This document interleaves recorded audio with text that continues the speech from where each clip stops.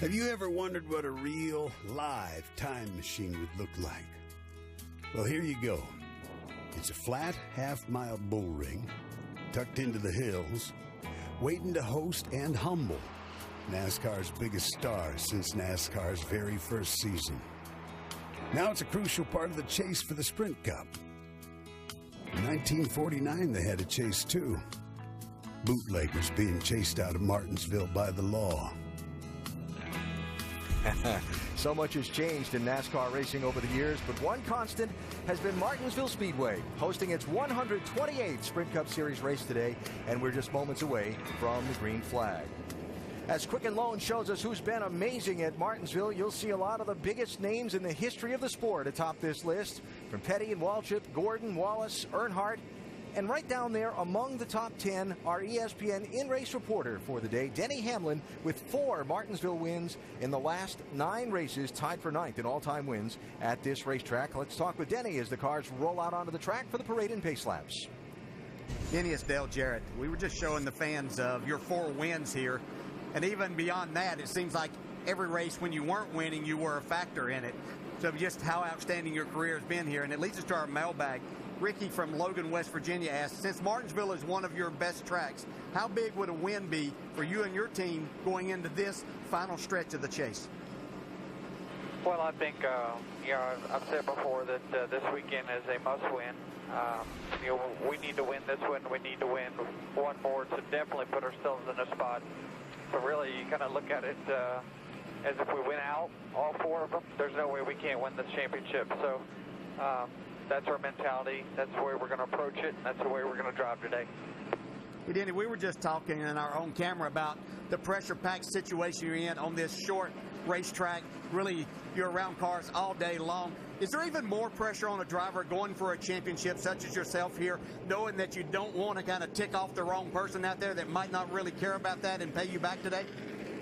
Yeah, I mean, that's half the battle that I think a lot of people who are inexperienced at this track don't realize. You can't let every bump and scrape piss you off. You just got to take it in stride and realize you got to be patient and handle things accordingly. But you're not going to win if you don't have a car that's intact at the end of the day. All right, Denny, good luck out there today. Thanks for talking with us. Now Andy's going to talk to your crew chief, Darian Grubb. Hey, Darian Grubb, is Andy Petrie in the booth. We've seen a lot of high tire wear, especially on the left side tires here in practice and even in the truck race yesterday. How much is that going to affect what we see here today? It's definitely going to change things. That left side tire's got a lot of grip. It's really soft, but it makes it wear pretty quick too. But the sun's starting to peek out a little bit, so we'll have to see how it does there. Usually when the sun comes out, track temp comes up, the rubber lays down, the wear starts getting better. So it's definitely going to be a factor as the race goes on. Well, I know that you're going to manage that pretty well, and you guys have such a great record here. I really appreciate you talking to us, and good luck today. Thank you, guys. Denny Hamlin, winner of this race 2 of the last 3 years, and his crew chief, Darian Grubb, our ESPN in-race reporters today. Our over-the-wall camera carried by Mark Hollywood Armstrong, changing front tires for David Ruderman's 10-car. Tight quarters on pit road at Martinsville. Hollywood, have a good day. Hey, thank you, guys. Service us up there, too, with the camera. And as the cars work the parade and pace laps, we check out our high-definition onboard cameras that all ride with championship chasers today, like Brad Keselowski with the Dodge on board. It's like a great crowd out there, Joey. Yep, sir, I'd say over 90%. That's awesome, man.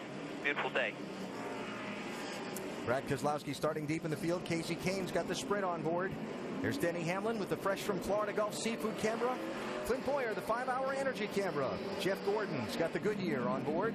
Kevin Harvick with the Rheem chasing the Cure camera. And Jimmy Johnson's got the Lowe's on board. All right, bud. You ready to go? And finally, Dale Earnhardt Jr. has our Chevrolet on board. And a couple of final stories from pit road. Here's Mike Massaro. Thank you, Alan. Just how badly did Dale Earnhardt Jr. want to return to the racetrack? Well, as he sat home recovering, he said he spoke with his doctors twice a day. He said those 2 weeks felt like a year. Jr. is back here in Martinsville looking for a Cinderella return. Can he win today? You bet he can. In happy hour, the 88 car was among the top 3 fastest, Dave Burns. Mike, in April at this track, Clint Boyer did did everything he could do to win the race. To the risk takers, Clint was a hero. To those that love order, something else entirely. Crew Chief Brian Patty told me that he's modifying that late race move just a little bit, but they still want to be counted among the risk takers. Let's face it, 25 behind, they need the points. Alan? All right, Dave, thanks. And so we're set for the last short track race of the year. 500 laps around tough little Martinsville Raceway. This track, this race had 18 cautions a year ago. What will the story be when the checkered flag finally waves?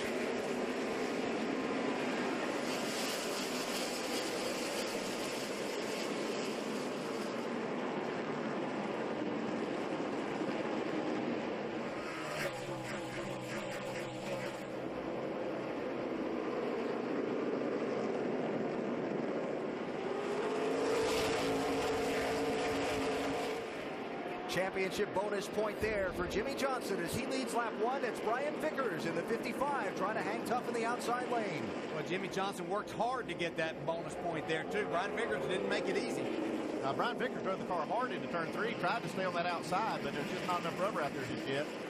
We'll see that get a little wider as it goes, but that bottom line is going to be the preferred line most of the day. Clint Boyer, 15, getting by Matt Kenseth to pick up a spot. That's 6th place for Boyer. And someone to keep an eye on today, the 18 car of Kyle Busch. They're running 3rd. As behind him, Jeff Burton tries to work to the inside of Denny Hamlin. Yeah, that's another driver I want to watch. Jeff Burton from the state of Virginia runs really well at this racetrack. He needs something good to happen this year. Ooh, a little contact there, Boyer and Hamlin.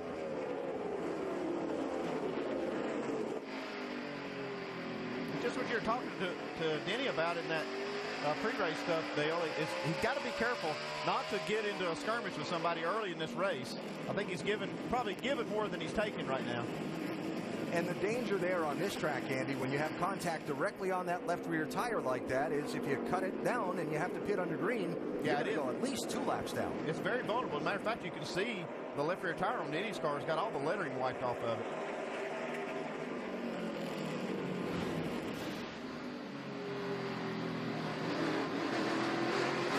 Multiple contact right there. Yeah, it wouldn't take much for that splitter that's on the front end of these cars to get in there and cut the sidewall.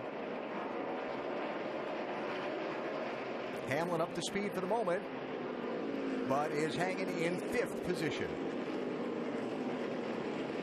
I mean, he didn't give me no room. That was Clint Boyer's response to. Well, you're going to hear that all day. There's just not enough room out there. No, that's the main thing, Andy. Good point. There's just not a lot out there. Everybody's wanting that same piece of real estate most of the time.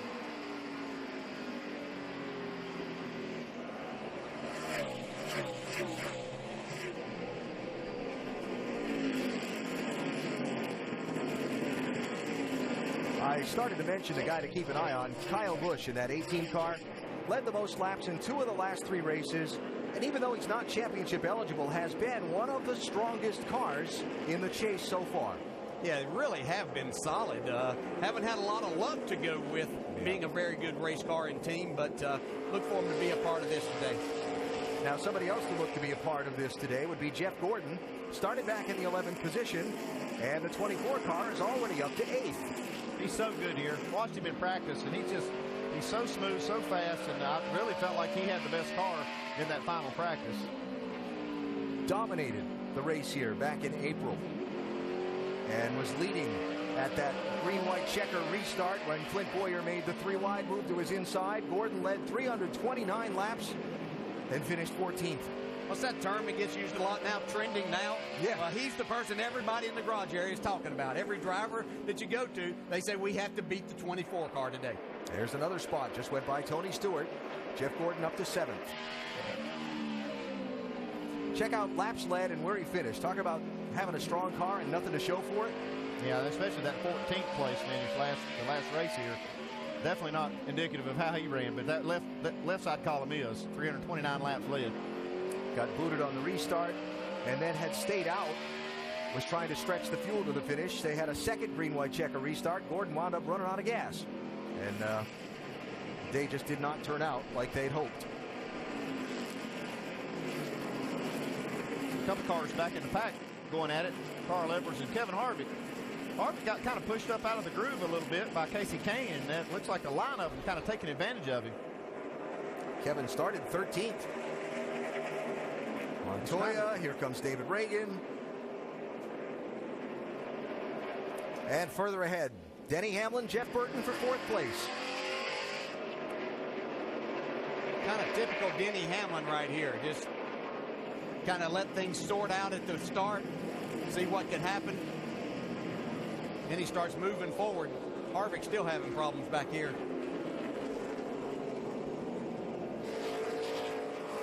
So Hamlin up to 4th, Boyer to 5th, Gordon to 6th, and just like that, Jeff Burton back to 7th place.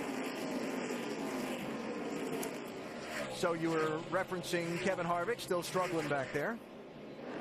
There he is, the 29 car, now shuffled back to 23rd place, Dave.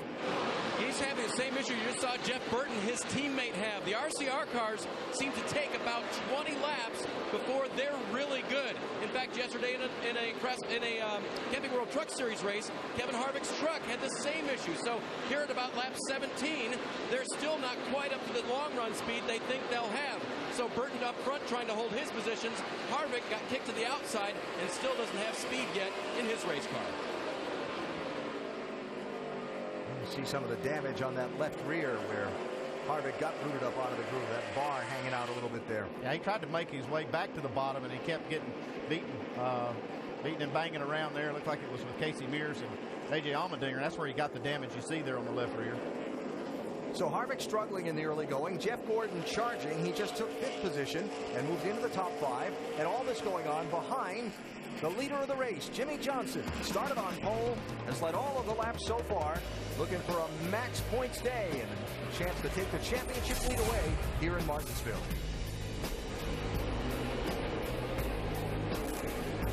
NASCAR Sprint Cup Series, Tums Fast Relief 500 in Martinsville. Invite you to check out NASCAR.com/RaceBuddy and watch coverage live today from Martinsville by following your favorite drivers for free with 8 live camera views. Perhaps your favorite driver is Jimmy Johnson. He has started on pole, led all of the laps so far in this race, now catching the tail end of the field and beginning to put some cars a lap down. Jimmy opening up about a 10-car length lead on Brian Vickers, who runs second in that red and white 55 car.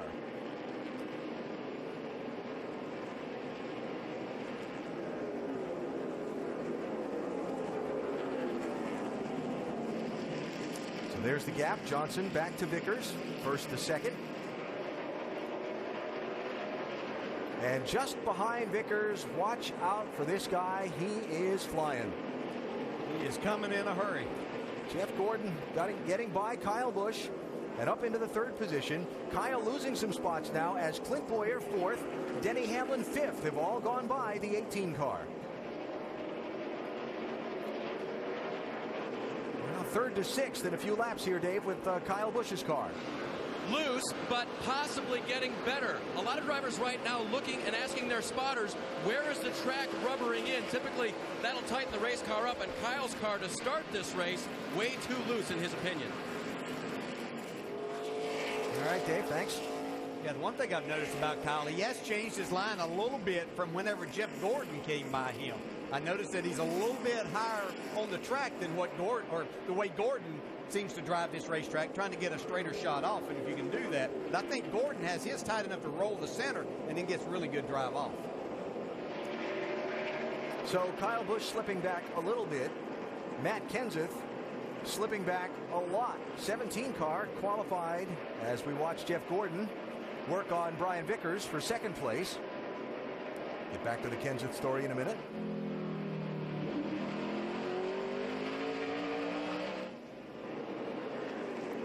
You can see how Jeff Gordon's car really launches up off the corner. Getting a lot of, they call it drive off. Those rear tires really hook up good off the corner. He does such a good job of manipulating, working the gas pedal, that he doesn't abuse those rear tires in getting that good drive off either. So from 11th starting spot to 2nd in 33 laps for Jeff Gordon. Now, Matt Kenseth started in the 6th position, Doc, but he's not running anywhere close to that right now. Yep, Alan, last week's winner has his hands full. Listen in to what he has to say. Holy shit, Jimmy, got this thing tight. It feels like that last run of the day when you had that truck moved. It just plows when you touch the gas. It's so slow. Okay, we'll make a big adjustment. He is back now to 20th position. Certainly not what he wanted to have. They tried it in happy hour, didn't work. I thought it would be a much freer today. Not the case, just trying to hang out. Now he just gets passed for 21st position as Carl Edwards goes by. And that's been that kind of a chase for Kenseth, Doc. Feast or famine. 2 wins in the 6 races so far, but also some really tough days that have taken him well out of championship contention.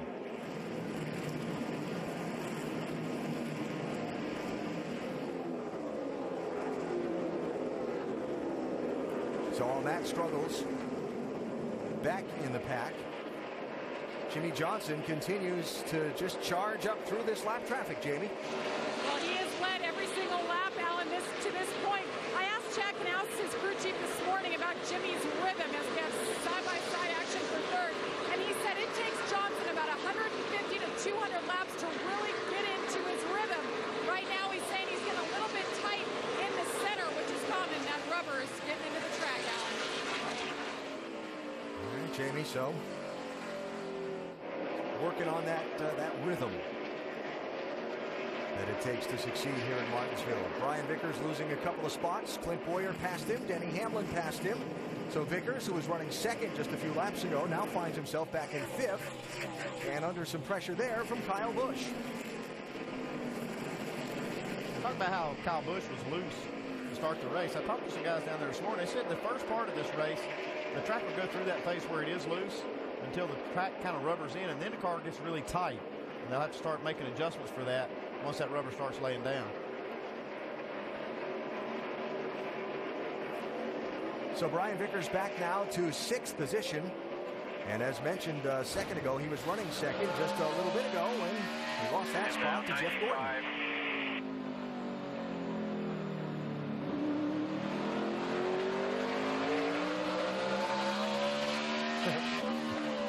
It just says, what the heck?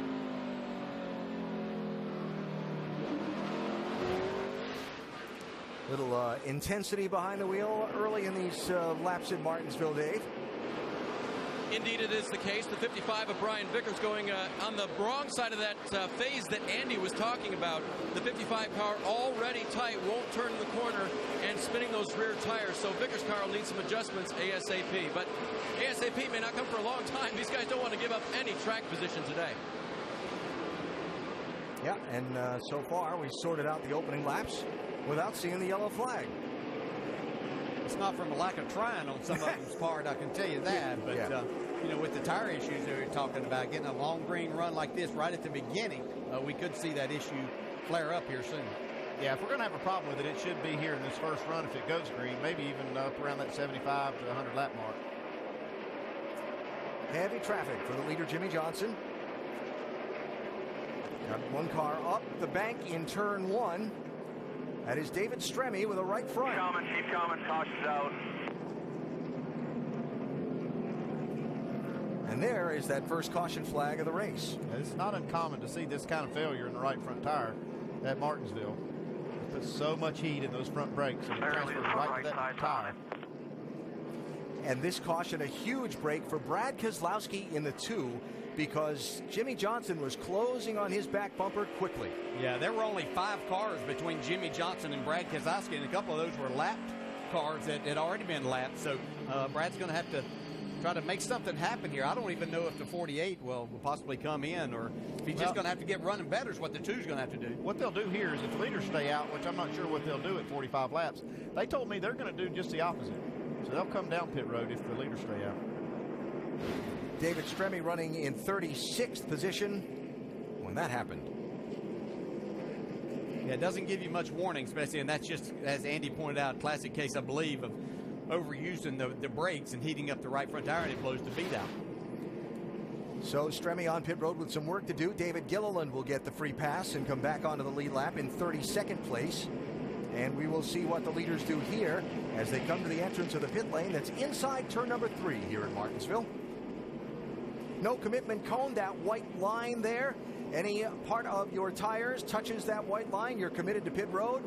And we see most all of the leaders are going to come in for service. Jeff Gordon will hit first, Mike. And he's pretty happy with his race car, although he says he can be just a little bit tighter. They're going to raise the track bar and also make an air pressure adjustment.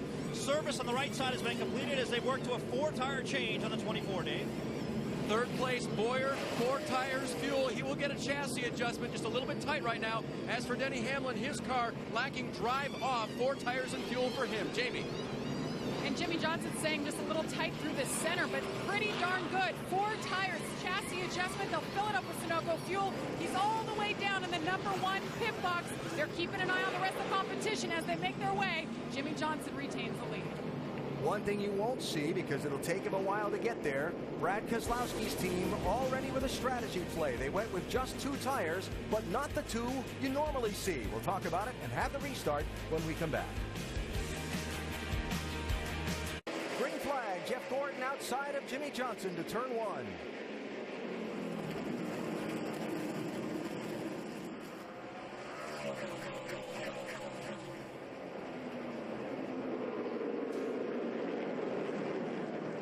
Johnson clears, Kyle Busch to the inside of Gordon.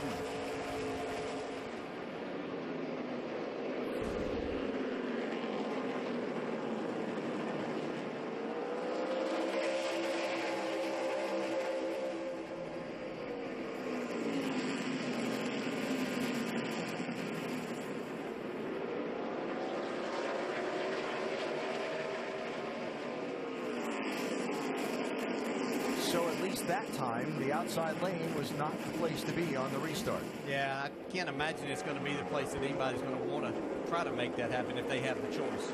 Although that 14 car, Tony Stewart, remember this race a year ago, used the outside lane on a late restart with 2 to go to pass Jimmy Johnson for the win. Well, the key word there was late. That's after the racetrack had a lot of rubber put on it, and that groove was really worked in good. That'll happen later on, but it's way too early for it now. Now, 2 stories to update you on. Denny Hamlin, 3rd off the pit lane on his stops, speeding, entering pit road. Hamlin goes from 3rd to 30th. That's the bad news. The good news is he's got a lot of race left to try and make up the lost track position. He's got plenty of race and plenty of laps to make it happen, and with his talent and a good race car, he can get back there. Brad Keselowski in the 2 car is running in 17th position. Doc, I talked about them doing a 2-tire strategy on the stops, but not the 2 you would normally think.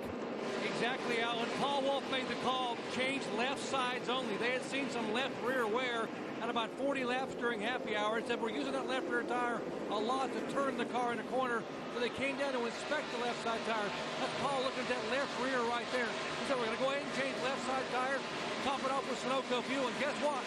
They gained 10 positions from 27th to 17th on that exchange. So the first strategy call there made by Paul Wolf to try and regain some of the track position from the poor qualifying effort. Yeah, they could not afford to leave those left side tires on because of the wear they had seen. We talked to Denny Hamlin's crew chief about that before the race started. They did do that, but they gained that track position. I think they can keep it for a while. The right side tires hold up pretty well speed-wise. He's got those new lefts, so I think he'll be okay. Yeah, and they couldn't afford to stay out there either because he had just become a ping pong ball with these guys with new tires. He had been bouncing off of right front fenders a lot. Now watch how I tie all this together. Denny Hamlin speeding penalty, Brad Keselowski. Brad had a speeding penalty in the April race here from 5th position. He came back to finish in the top 10. Like that? I do. Let's take an inside look and get unlimited access to the NASCAR Sprint Cup Series. Brought to you by the NASCAR Sprint Cup mobile app and truly unlimited data on the Sprint network. Gaining the most positions in the race so far, the biggest mover is Brad Keselowski. Thanks in part to Paul Wolf's strategy call. Get unlimited access to NASCAR with live in-car audio and real-time stats on the NASCAR Sprint Cup mobile app only from Sprint. Get the app and Sprint's truly unlimited data plan at sprint.com/speed. Here's another line for you. Ryan Newman had a speeding penalty in the April race too, and he won. Maybe that's the key. Get a speeding penalty. Take heart, Hamlin fans. All is not lost. You go fast. Second place. Jeff Gordon by Kyle Busch. Back to the number 2 position. Still chasing Jimmy Johnson, who's led all but one of the laps so far. Here at Martinsville in race 7 in the chase for the NASCAR Sprint Cup. Jeff Gordon ran down Jimmy Johnson and basically just whistled on by.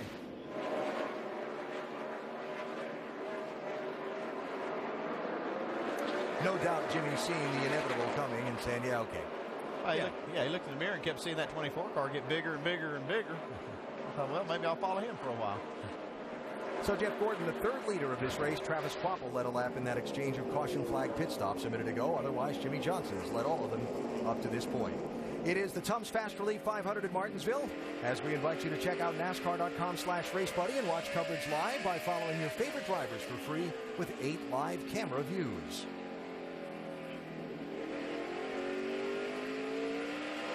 And which driver do you think will finish first out of this week's top 4 qualifiers? Those 4 are listed there. Text FAST to 34763 or go to attfastestdriver.com to play. You could have a chance to win 4 Gs in today's AT&T Fastest Driver Challenge. Every week you have a chance to make your pick and see where you stack up against the rest.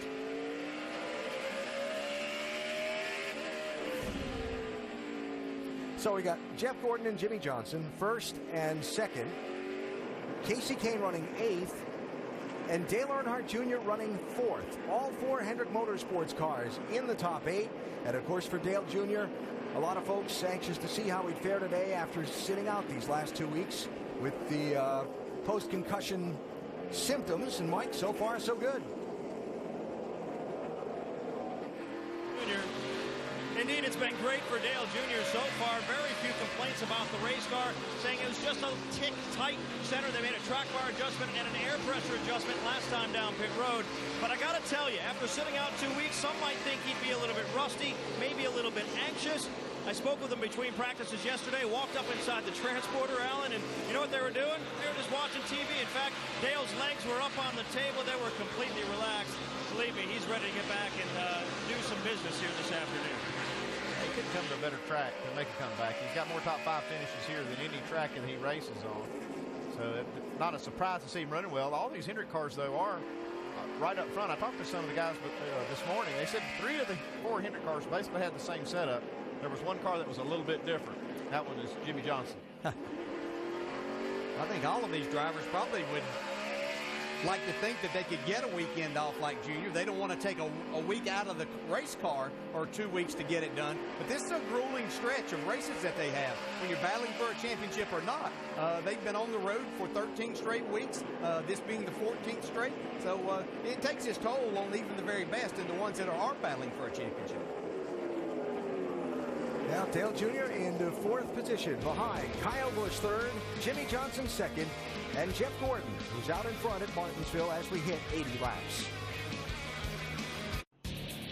The Toyota Keys to the Race with NASCAR Sprint Cup team owner and driver Michael Waltrip, brought to you by Toyota. Stop number 7 of the chase is in Martinsville. They're going to wrestle cars for 500 laps. There's nowhere in the world that is like Martinsville, Virginia. It's a taper clip, 2 long straightaways connected by 2 tight turns, tight flat turns. I think the key for the driver at Martinsville is being able to keep his cool. You got to just understand you're going to get hit. Somebody's going to run into you. Your brakes are going to go away a little bit. There's going to be handling issues. Your car isn't always going to be perfect. All right, let's adjust it. 500 laps on a half-mile track. That means 1,000 turns, and you got to do all these turns with guys all over you.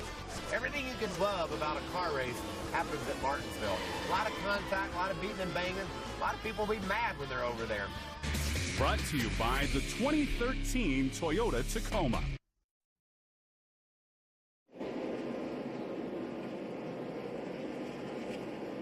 Good luck at Martinsville Speedway, where the NASCAR Sprint Cup Series runs the Tums Fast Relief 500 today. We remind you to go to NASCAR.com for all your latest NASCAR information. Pretty much a non-stop race so far, just the one quick yellow flag earlier, and we remind you to stay tuned for NASCAR non-stop coverage during the second half of today's race, presented by 5 Hour Energy. Clint Boyer running 6th in the 5 Hour Energy car. So Jeff Gordon leads. Jimmy Johnson, Kyle Busch, Dale Earnhardt Jr., Brian Vickers, the top 5. There's Johnson, Busch, lap car. Dale Jr. there in 4th. Brian Vickers in 5th. How about toward the tail end of the top 10? Solid run for Kurt Busch in the 78 car, running 10th, fighting for that spot with Juan Pablo Montoya in the 42. Yeah, both these drivers having a nice solid day. Kurt Busch doing a really good job of driving this car up into the top 10. Montoya's been very solid, and he's someone that we seem to see up there around the top 10 at this racetrack all the time. Yeah, I was thinking about, in some of the reading I did in advance of the race. This is one of Juan Pablo's better racetracks. He just seems to always find a way to get up there and be in the mix for that top 10, top 5 finish, and this team really could use one. It has been a difficult summer for this 42 team, Dave. And I talked to Chris Heroy, the crew chief, this morning. He told me in April it was a disaster. We started 32nd, we finished 21st. But late in happy hour, they hit on something, and they really, really liked it. And he said Montoya was able to pass cars. Now, you see him going through the traffic here. That's half the battle. They don't want to lose any spots on pit road, but he's able to get around people, and that was a late happy hour fix they found. Mike? Dave, Kurt Busch still trying to get acclimated with his new team, but so far so good here at Martinsville this afternoon. Has a very fast race car, very few complaints, except he did say early on he's feeling a very weird vibration in the rear. It has not gotten worse, and he continues to move forward. All right, Dave, Mike, thanks for the update. So Montoya passed Busch into the top 10, and Kurt hanging in there in the 11th position. Now, speaking of the 11, Denny Hamlin restarted in 32nd place, and he's picking his way back after his first speeding penalty of the season. It's these kind of situations where you really realize how good Denny Hamlin is at this racetrack and what he does. I mean, you talk about how difficult it can be to pass here, but he's just carving his way through, and you know, it's going to end up being kind of a non-issue probably that he had that speeding penalty.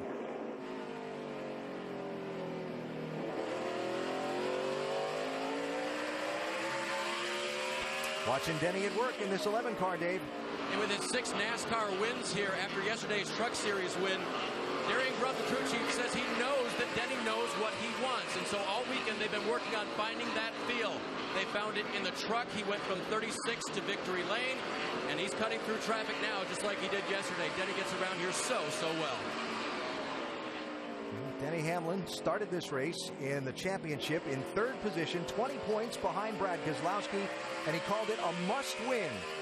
The only way to gain points on someone in this 1 point per position system is to win, where you get that extra gap in bonus points. Denny's got a little ground to make up to get to the front as we have a caution again.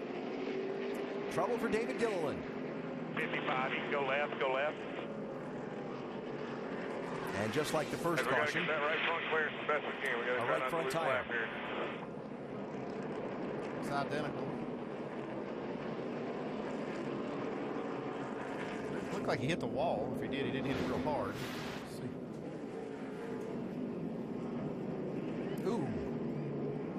He got up there against it. Yeah, a little harder than it looked. In fact, the rear took most of it. David had gotten the free pass on the last caution, had just been overtaken by the leaders again and put back a lap down. He was in 32nd place.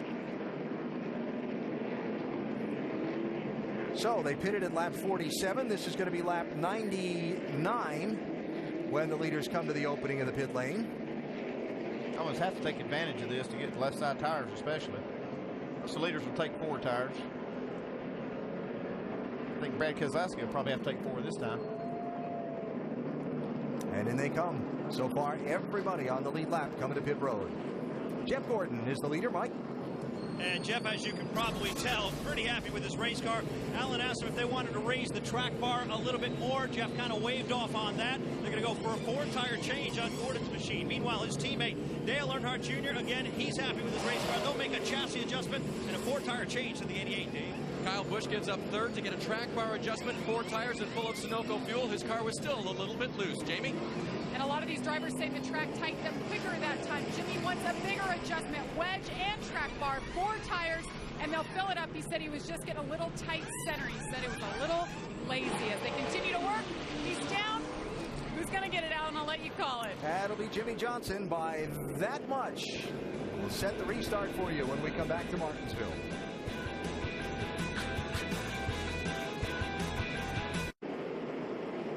Pace cars off. We're going back racing.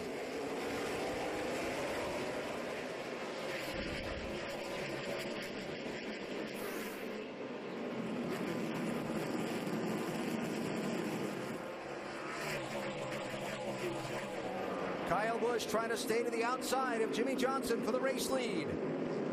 Little contact there.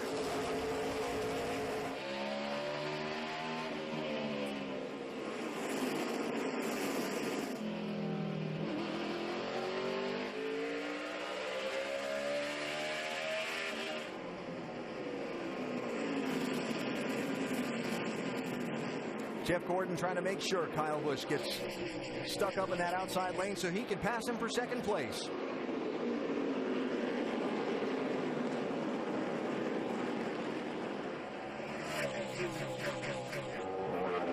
And for the race lead, Gordon inside of Johnson. I was wondering if Gordon was going to have a car that was going to take a little while to come in today, but this thing's really racy right from the go. That little wave there from Jimmy, I'm not sure if that was go ahead and take it or... And Jimmy's going to be hung out here for a little bit. Yeah, I think he's kind of hoping a lot of contact there. Brian Vickers.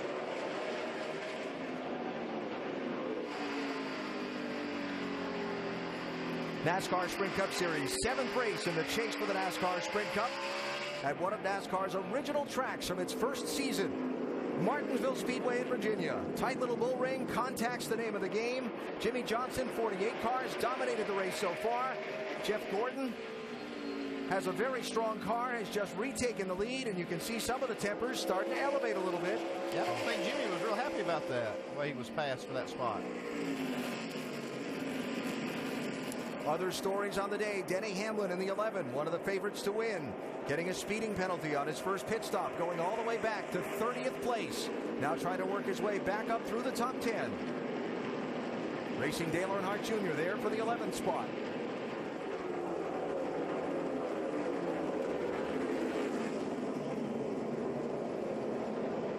Denny Hamlin's having no trouble really making passes out there, but you have to use a lot of car when you have a speeding penalty like that. Start at the back, you got to come up through the pack. Normally he'd be up front kind of saving his equipment for the end of the race, but right now he's having to use up a little bit of car. He's having to use a little bit, but Denny's so good in the way that he goes about attacking this racetrack that in doing that, he doesn't have to use up that much. He's just that good with the way that he goes about things, and he lets his car roll. That's where his speed comes from, and his drive off is just incredible the way he controls the throttle. So Hamlin now working on Ryan Newman there for a spot in the top 10, and he will drive by and take that number 10 spot. Other major story of the day, the championship leader Brad Keselowski starting way back in 32nd position. His team took just left side tires on their first pit stop, gained a little bit of track position. They're running in 21st position right now in the Blue Deuce. One of the only cars that took 2 left side tires for the last time, so he's got 4 tires on the car. Drives by Harvick on the outside. It's pretty impressive right there. Yeah, Harvick's not having a very good day, as is his teammate Jeff Burton, who started up in the top 5. Yeah, we talked about Harvick. He said he had a good car in the long run, or that was kind of the speculation. But the problem is here, you lose so much time on these restarts if you get hung up on the outside that it doesn't matter how fast your car is in the long run. You've already lost a lot of spots. Here's second place, Brian Vickers, 55, Kyle Busch, 18. Vickers got some good adjustments done in these first 2 pit stops that they've made. They've made this car a little bit better. He's had some speed, but looks like that this is coming on a little bit later in the run here. Yeah, he's got a little giddy up now. He's done such a great job in this car all year. I mean, just very impressive what he's done.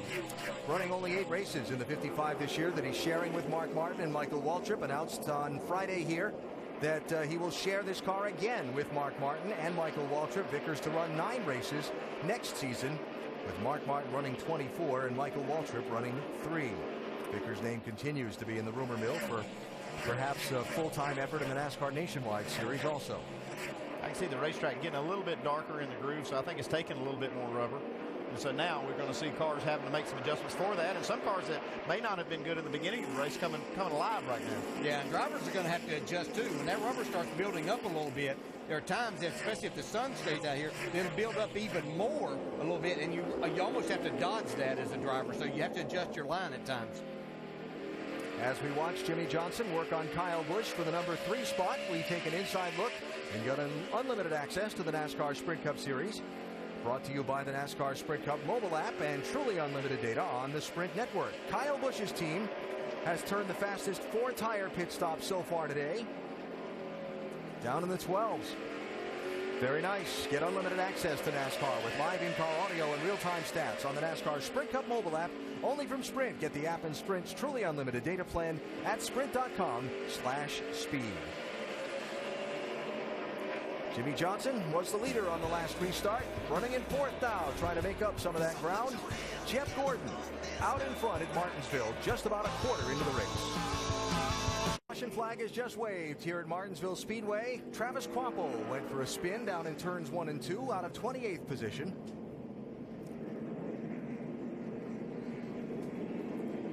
As he fires it up and continues back on around, that big old tire mark there right in the middle of the Burger King logo on the back of that quarter panel. Wonder if that's related to his being backwards on the racetrack. It's a possibility. See a few tire marks on that car. He tried to get a lap back there as the caution came out after he spun, but I think NASCAR's making him slow down and get back behind. You are absolutely correct. So, third yellow of the race. Leaders were just in at lap 99. It's lap 128 now. Now it gets really curious, doesn't it, about what we might see for some pit strategy. Here they come to the commitment line. Pit road is open. Whoa, second place goes. A lot of them are going, but the leader and third place stay out. Jeff Gordon, Kyle Busch, Martin Truex also staying out. Denny Hamlin in, Dave. And his car was certainly going in the right direction. He gives up a top 10 spot to come in for a 2-tire change. His car was just a little bit tight, so they're going to make a change in the direction that they have been going to try to give Denny's car just a little bit more turn. Jamie? And Tony Stewart making his way down. Jimmy Johnson, as you saw, wanted to stay out to maintain track position, but he said he really needs some changes on this car to help his exit. They're putting left sides on now, filling up with Sunoco fuel, and he's down. A lot of 2-tire stops. They will line up behind 3 who did not pit. Jeff Gordon, Kyle Busch, Martin Truex Jr. will be the top 3 for the restart. Martinsville and working our third caution of the day, so that gives us a chance to get you caught up on what's happened so far with a 5-hour energy rapid recap. Dale Earnhardt Jr. is back. Started 20th, and right now he's running 6th, right? Yeah, he's back up to 6th. They had a pit stop. He was up to 4th. Had a pit stop that wasn't so great, but just made it up on this last round of pit stops, made up some track position, back up to 6th. Got a really good car. Brad Keselowski started 32nd, and Brad using some strategy to get way up in the field. Absolutely. Got off sequence just a little bit, a little pit strategy. Got the opposite side tires, left side tires only. Got himself up. Right now he's running 15th. He's advancing his way up. Denny Hamlin, pit road speeding penalty, his first stop. Look at him now, in 5th. Oh, yeah, he is flat flying right now. He's came from the very back of the pack all the way up to 5th, and he did the same thing in the truck race yesterday when he started dead last and drove it up to the front to win this thing. You won here 7 times. What do you see in Denny Hamlin that makes him so good at Martinsville? Well, right now, Nicole, it all starts in practice. He's got to know what he wants in his car during the race. And in practice, he works like crazy to achieve that. And what that is really good turn and race car from the center of the corner out. You also got to have a lot of forward bite up off the corner. Unless he gets both of those things, he's not going to be happy. But all through practice, he worked with both of those things. He got what he wanted. Now he's got a real maneuverable race car that doesn't tear up the brakes, that he can drive forward with pretty ease. So he's looking really good right now. There are 4 non-chase drivers in the top 10, led by the driver in 2nd, that being Kyle Busch. Yeah, Kyle Busch has got a really good race car, and we know he's been he's chomping at the bit to get to victory lane. He's urged crew chief Dave Rogers to be a little more creative on their next pit stop. Brian Vickers has been just a thorn in everyone's side, racing really hard and aggressive. He's been strong. Montoya's in the mix today. A lot of the non-chasers mixing it up. Good to see. Race fans, check out NASCAR.com/RaceBuddy to watch coverage live from Martinsville Speedway. You can follow your favorite drivers for free with 8 live cam reviews. Getting ready for the restart. 135 laps complete here at Martinsville. Alan? Nicole, thanks. Free pass to Landon Castle on the caution flag. Took Denny Hamlin 78 laps to get back from the speeding penalty into the top 5. And now we'll see how the guys with the 2 tires and Jimmy Johnson with the 4 tires, who's all the way back in 11th position, fare on this restart.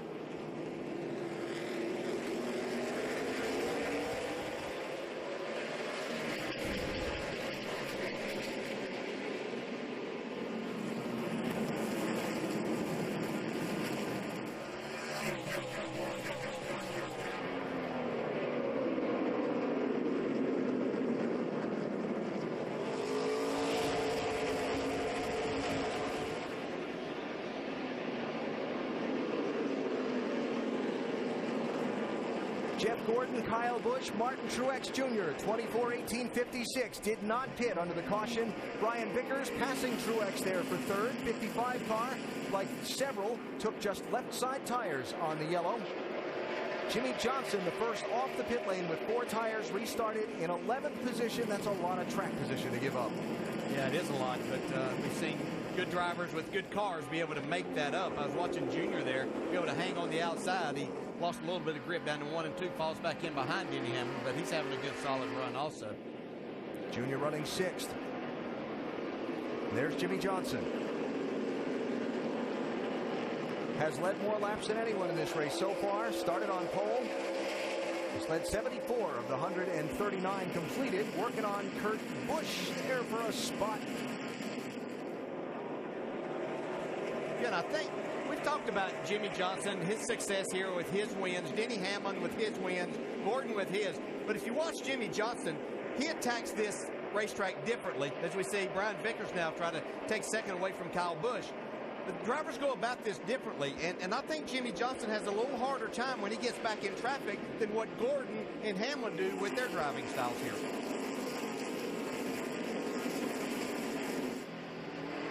Shuffling Ryan Newman. And speaking of shuffled, Kyle Busch from 2nd to 4th and trying to close the door there. As Vickers and now Denny Hamlin have gone by the 18.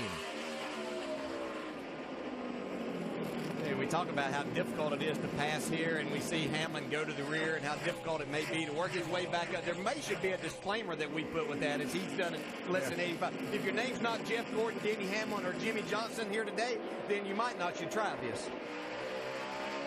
They are trained professionals. Yes, they are. Don't try this at home. Yeah, something like that. So how do you think Kyle Busch is feeling about the not pitting? I think he is, well, I'm sure that if we had some radio communication, it wouldn't be something we could air, probably.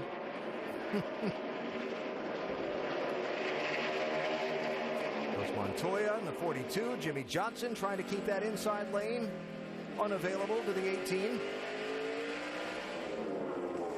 And after restarting 2nd, Kyle Busch now back to the number 8 spot with a pack of hungry cars right behind him. How about for the lead?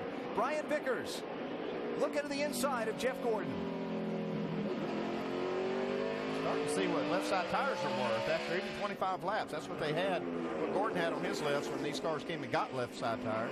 Yeah, because Gordon has shown he has the best race car here today, and we know his talent. But here are 2 drivers coming at him really hard right now. They stopped. He got left side tires with Brian Vickers and Denny Hamlin right behind him.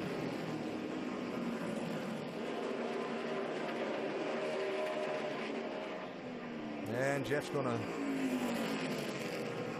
see that coming. And the new leader is Brian Vickers. Denny Hamlin joining this fight for the top spot. Vickers to the point, Dave. All day long, he's had a little bit tight race car. Just wouldn't turn quite as good as it needed to in the corners. But on that last run, he was on the, quote, verge of loose. So on this pit stop, they didn't make any chassis adjustments to it, and they just changed a couple of tires. Actually stayed out, as we saw. Now I'm a little confused. I think he changed 2 tires. Yep. But anyway, they were on the verge of loose, and that's why they didn't make any chassis adjustments, Mike. Yeah, and Jeff Gordon was running, he was leading not too long ago, and has suddenly lost a couple of spots on the racetrack as Vickers and Denny Hamlin able to bypass him. Maybe a product of a tight handling condition in the middle of the corner. Trouble on the racetrack. 18, so green, yellow's out, fired up, leader is 2. Go ahead, you're good. Well, he's going to get the chance to take some tires now. Yeah, he was really struggling, though. He had passed by so many cars. And I'm not sure it was just all left not changing tires there. Those 4 tires still.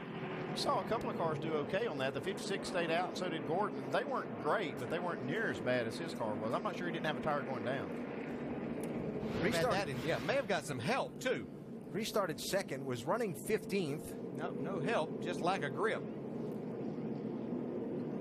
No tires down. I tell you, that thing was out of control, though, for quite a few laps. You can see he just got in there a little too hot up in that upper groove, and it's just not rubber there yet where you can take that kind of speed into the corner. You see he got it wheel hopping a little bit. One of those situations, a driver, you're hoping for a caution, you just don't want to be you.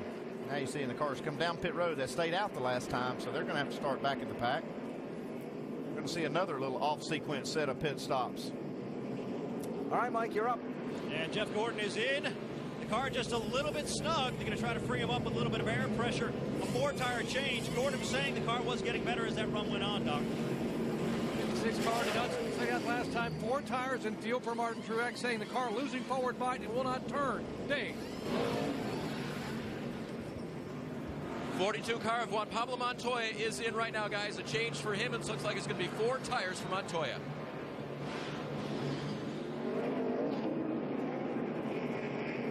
Well, now, this mixes it up, doesn't it? It does that. Let's see where the first off pit lane will line up for the restart and go back at it at Martinsville in just a minute. At the restart, Brian Vickers with Denny Hamlin to his outside.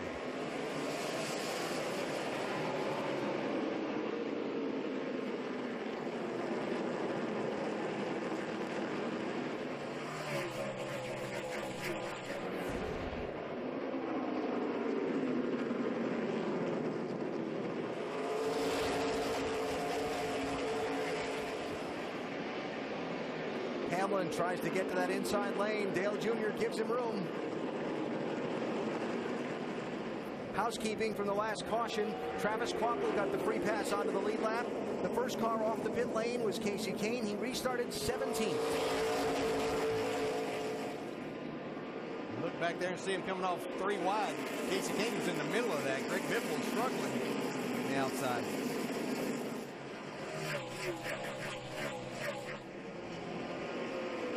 Jeff Gordon, who led this race and has led a lot of this race, is mired back in 18th position right now. There's Jeff. Going to go 3 wide here.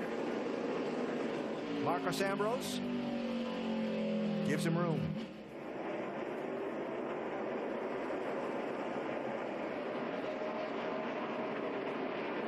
And a change for third as Jimmy Johnson goes by Dale Earnhardt Jr. I think it's important to keep in mind that he's got 4 tires on that car versus the ones around him there that from the time that they came in and pitted last, they put 2 left side tires on. So we'll see just if that becomes an advantage for this 48 car. You see Boyer trying to take a spot now.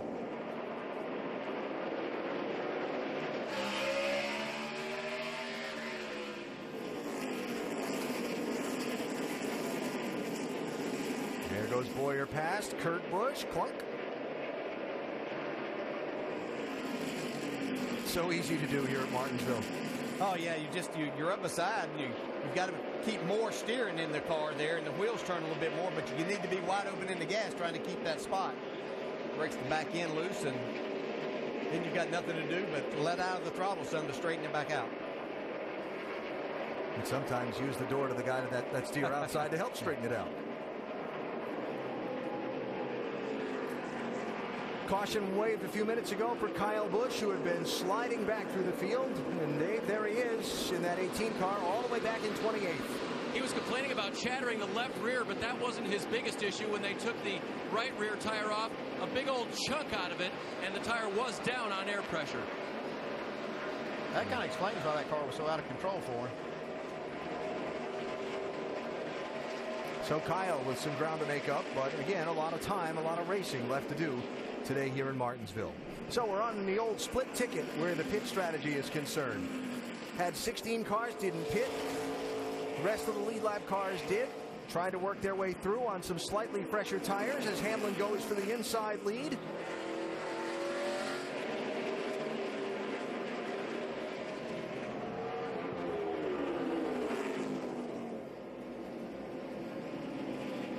Say split ticket, Alan? I did. Has that something to do with Election Day? That's Denny Hamlin right there, and he approved that message. Very nice. That lead. Jimmy Johnson going to take advantage of that opening that was left there as Vickers drops back to third now. So championship bonus point for Denny Hamlin. Remember, in the NASCAR scoring system, you lead any lap during the race, you get 1 point in the championship standings. You lead the most laps in the race, you get another bonus point at the end of the day. But Brad Keselowski running back in 21st position at the moment, and Johnson and Hamlin running 1 and 2. The title picture as they run, taking a little bit of a shake-up. Stops ago, or 2 caution flags ago, I should say. Johnson said the car was pretty good, but not good enough because they weren't leading. They opted to give up the track position, make the adjustments, and he has gone nothing but to the front. Saying the car isn't perfect, he wished it'd turn a little bit better naturally, but it's getting much better. Well, Johnson running second, Hamlin running first, Keselowski running 21st. The championship picture, 4 cautions in the race so far. A couple of right fronts, a couple of spins. And it is Hamlin leading in Martinsville. Live coverage of the chase for the NASCAR Sprint Cup today from Martinsville Speedway in South Central Virginia, where there's a new leader out in front of the Tums Fast Relief 500. Jimmy Johnson has gone by. Denny Hamlin taken over the #1 spot, and he's got a lot of company in the form of Clint Boyer. That's probably the best we've seen Boyer look all day long. Here's the lead change. Kind of expected Jimmy Johnson to have a little better car at this point because he had four fresh tires where Hamlin only had 2. And now Boyer continuing to put the pressure on, but not yet able to find a way around the 5-time champ. Check out NASCAR.com/RaceBuddy and watch coverage live today from Martinsville by following your favorite drivers for free with 8 live camera views.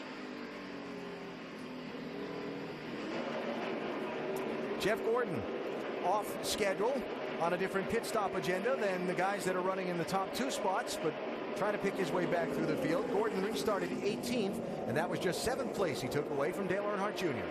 Making it look rather easy as he's working his way up through here. I've watched him. He's been extremely patient, but wasting no time making passes. Got a fast race car. That always makes it a little easier. You can see the 48 slip a little bit, gets in a little bit hot. Boyer sees an opening, can't quite take advantage yet.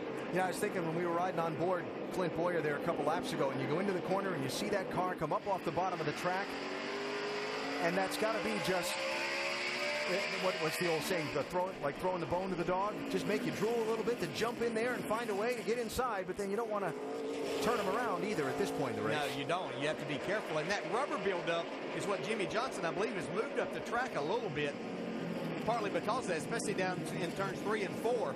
I'd watched him before Clint Boyer got to him, and he looked like he was having to adjust his line because it was right where his right side tires were at that time. Yeah, and Jimmy did not want to give up the lead. He's going for maximum points, and he needs to lead the most laps. He's done that so far, but he wanted to try to keep that lead as long as he could. And the new leader now Clint Boyer with a bonus point to the championship. Jeff Gordon taking 6th position away from Kurt Busch. Since the restart, Gordon on the charge.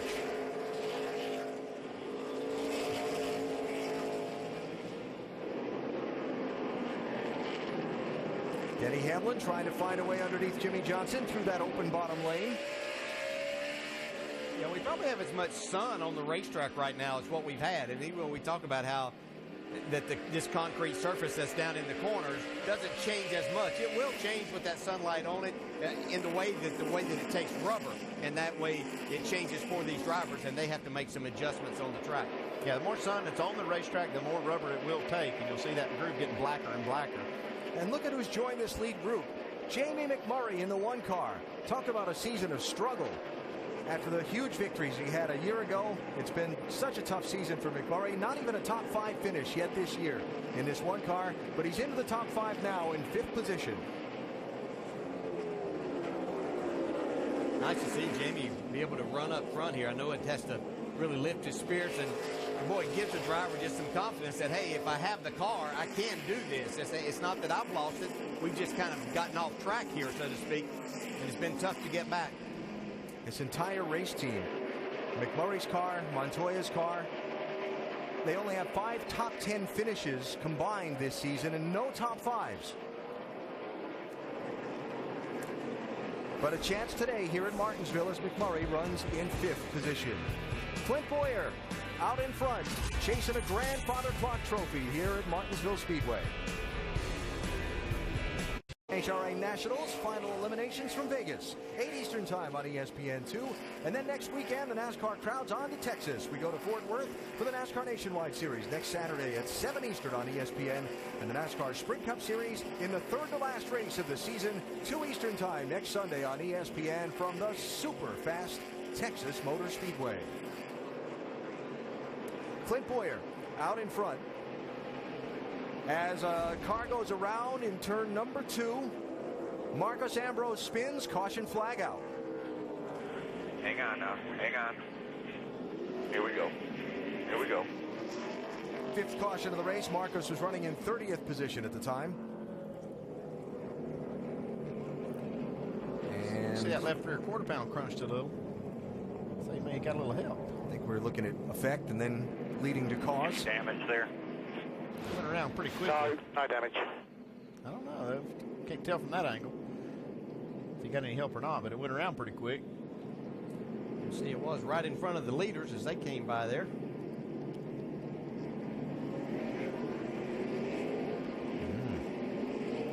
So, yellow flag number 5, and the pit road is open to the race leaders. And everybody's taken.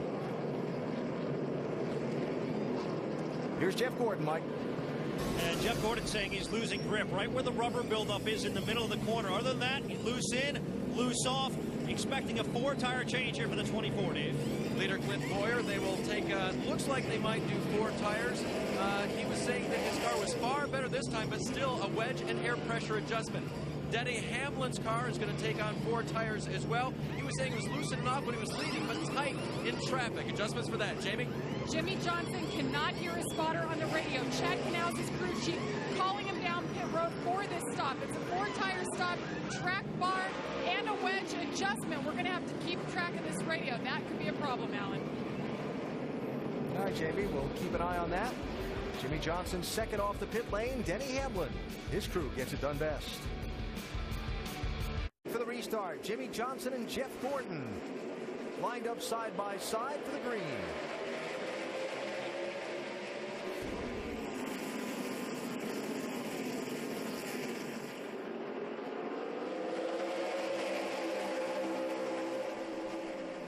Gordon got a huge run off of turn 2. It'll be the first time we've seen the outside groove maybe take the lead here on a restart. Gordon makes it happen. So Jeff Gordon out in front of this race. Now, when we went to the commercial break, you had just seen Denny Hamlin win the race off the pit lane. But Denny was back in 28th position for the restart because for the second time in this race, he got busted for speeding entering pit road. Look at this, Dale Jr., Kurt Busch. Yeah, Kurt Busch doing a great job keeping this car up in the top 10, up in the top 5 right now in 4th spot. 78 car.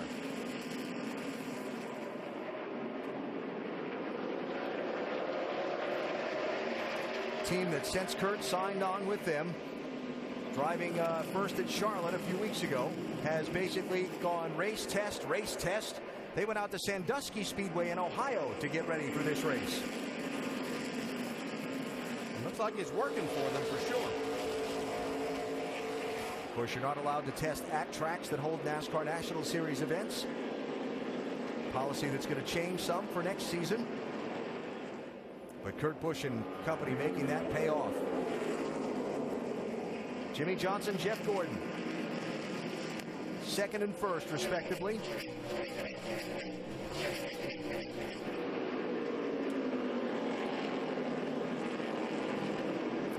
We got the report from Jamie a little while ago about Jimmy Johnson having difficulty hearing his spotter. Jamie, you got an update?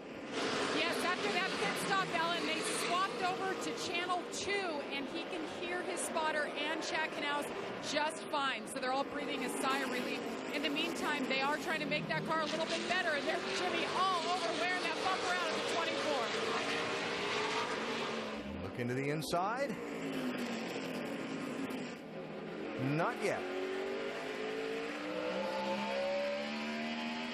Jeff Gordon searching around. That rubber buildup starting to hurt him a little bit where he was running and making his speed, and I believe that's right where this buildup is, so he's having to search around a little bit.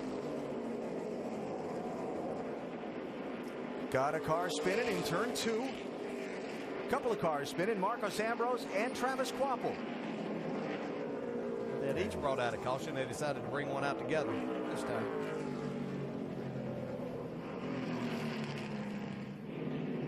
Sixth yellow of the race. And we're not quite to halfway yet. It's like my bet's working out.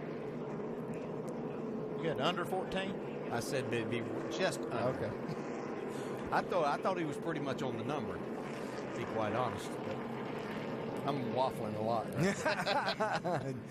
There's some points when you just have to stop, right?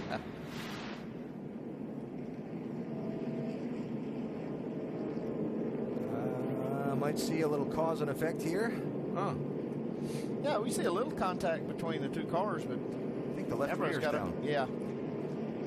Must have been what happened there. He cut that left rear tire down. In that contact. We talked about how that splitter can get up against that left rear and cut it. Like maybe an exhaust pipe. Exhaust pipe, yeah. All clear.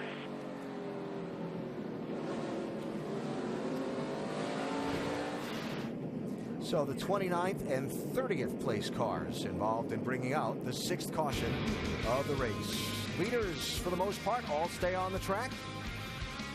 We're under the yellow here at Martinsville. Show me a busted-up race car, and I'll show you a winner. The machine may start cleaning up, but by the end of the day, you got to get a little dirty. And with 4 races left in the chase, you got to work a little overtime. So roll up those sleeves and get ready to run close and get dirty. Got a lot of dirty work still to go today here in Martinsville as we look down on the paper clip from our aerial coverage provided by Goodyear. From pit lane to victory lane, every NASCAR driver counts on Goodyear tires. Goodyear, the official tire of NASCAR. Tony Stewart in 21st position was the first to pit under this caution. Jeff Gordon, Jimmy Johnson for the lead at the green.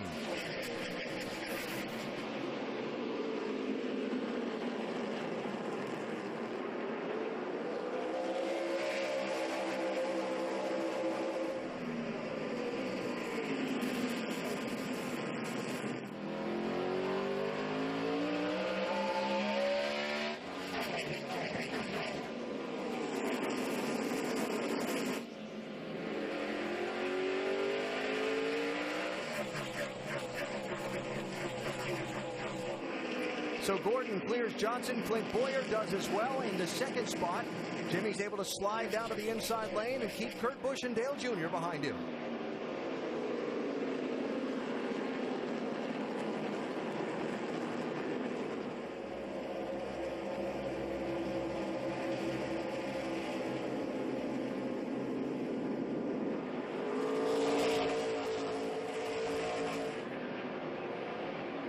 With the, well, there's a clunk between teammates. Montoya 42, McMurray 1. And right behind them, the championship leader starting the day, Brad Keselowski, running in 12th place. Yeah, Brad's got a really good car at this particular run. Actually, the last restart, he passed a bunch of cars on the outside and made his way up there. Probably 4 or 5 cars that he passed on the outside. His car looks a lot better this run, Doc. It certainly has, Andy. That run you talked about on the last restart, it's the first time he's been aggressive all day. In fact, as you watch him now trying to work on McMurray on the inside for position, he's done it with patience and finesse. In fact, car owner Roger Penske, watching from the suite, said, whoa, so much for finesse. He said he's been applauding his driver for being patient. And Brad just said, you know what? We haven't been able to show our strength all day long. Our strength is going to be on long runs, 60-plus laps right now, not having much patience at all with the one car of McMurray. Best running position of the day for Brad Keselowski, and he's going to pick up another spot there. That'll be the 11th spot off of McMurray. There's the captain, Mr. Penske, looking on. In his customary place at these NASCAR races up in the spotter stand.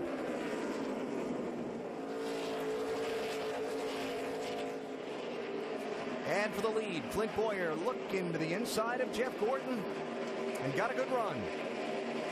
really like the way that this 15 car is looking here today. They made some adjustments in those first couple of stops, and this car is really rolling through the center of the corner, which creates exit speed for Clint Boyer, but doing a nice job. Yeah, you look behind the 24 and 48, you see a big gap in the rest of the field. And Clint Boyer has driven up and passed the two best cars at Martinsville as far as the recent history and driving away from them. I say his car looks good. It's excellent.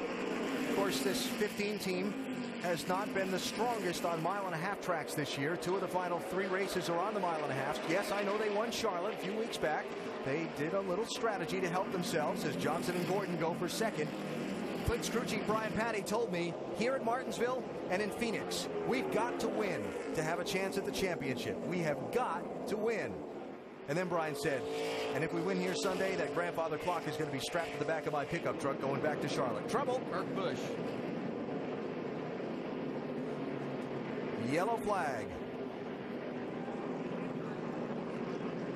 Hello, Martinsville. I knew it would show up eventually. He spun that car, didn't hit a thing. I believe what Kurt's referencing is that he might have had a little help in that spin.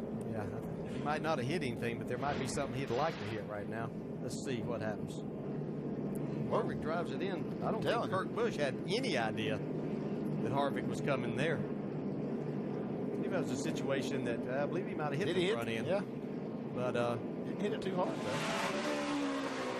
Yeah, he was just letting the 55 go and going to fall back in, and Harvick tried to take advantage of the opening.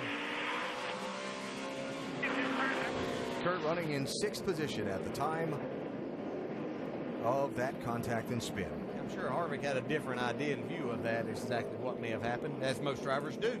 6th place, Brian Vickers is the first one to come to the pit lane, and another split ticket here, Andy, on the strategy. As we approach halfway in the Tums Fast Relief 500 at Martinsville.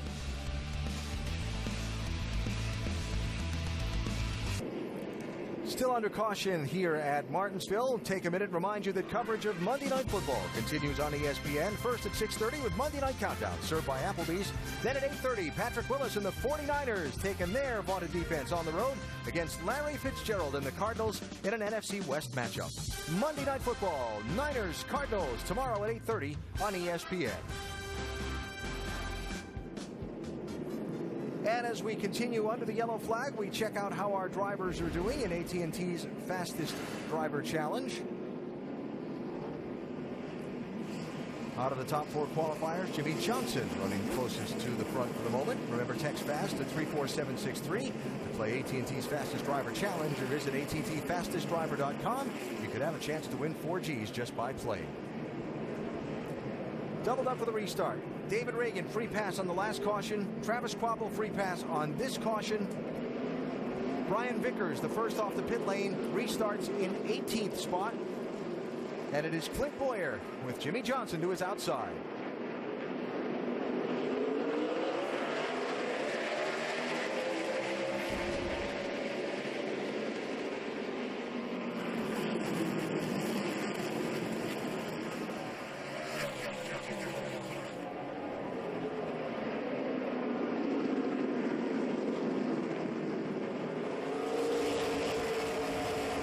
Contact there for the lead.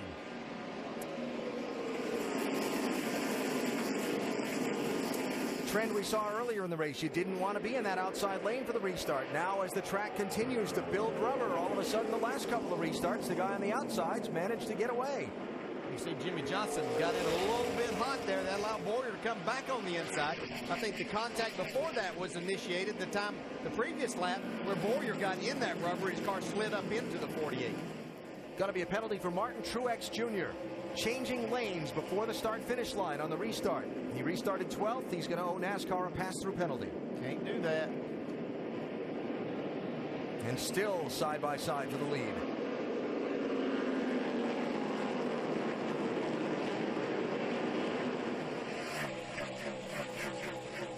Hendrick organization got 4 of the top 5 right now, all of them right there together. Jimmy just couldn't hang out there. And Boyer goes back out front.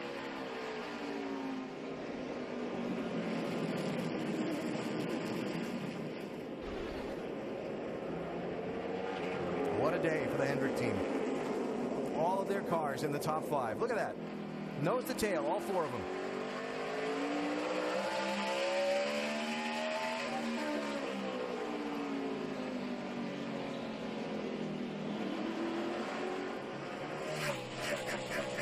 That's Truex coming off the pit lane after his pass-through penalty.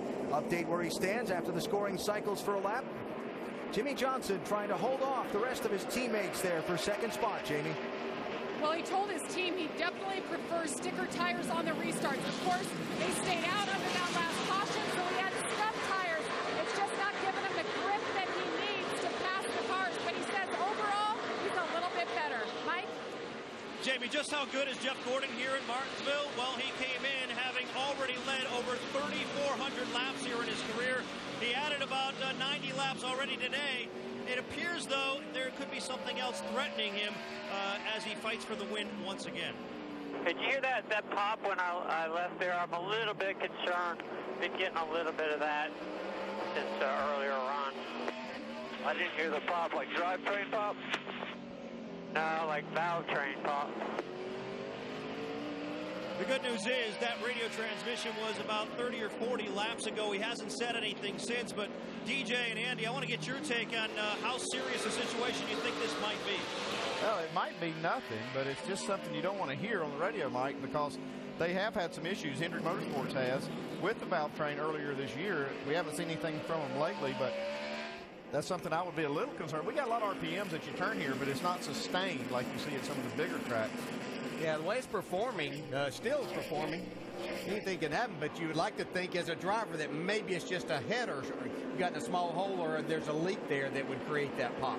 Remember that Casey Kane started on pole for the April race here, but had an engine failure in the Hendrick 5. Denny Hamlin trying to pick his way back from the second speeding penalty of the race. Incurred by that 11 car, he was the race leader exiting pit road at lap 200. Went back to 28th for the restart.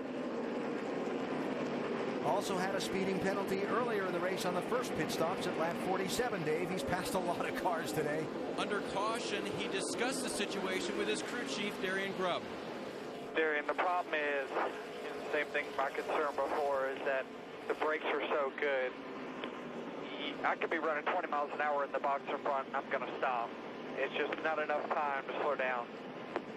Yeah, I agree, but on average, that means you got to hit at least 60 to be able to be braking 35 for the average there. So we're not going any 60 mile an hour. I mean, it launches good in first gear, but it's not launching that good. Driver, crew chief, what do you think of that? Yeah, that's an interesting little conversation there. That I feel like they were at 60 miles an hour on pit road. I didn't see it that fast. I mean, I saw maybe a little bit of extra speed when they were getting to their pit box, but not that much. You know, all of these teams go out there and crunch the numbers. They measure the distance of that zone to know how fast they can be, calculate the RPMs and all that kind of thing. And it sounds like they're going back and crunching a lot of numbers and coming up with the fact that they think their calculations are right. But Denny Hamlin has been tagged twice today for speeding on the pit lane in that 11 car. Yeah, regardless of what it is, they've got to make an adjustment for it because they can't keep doing this and have a chance to win. Casey Kane on Jimmy Johnson for third place.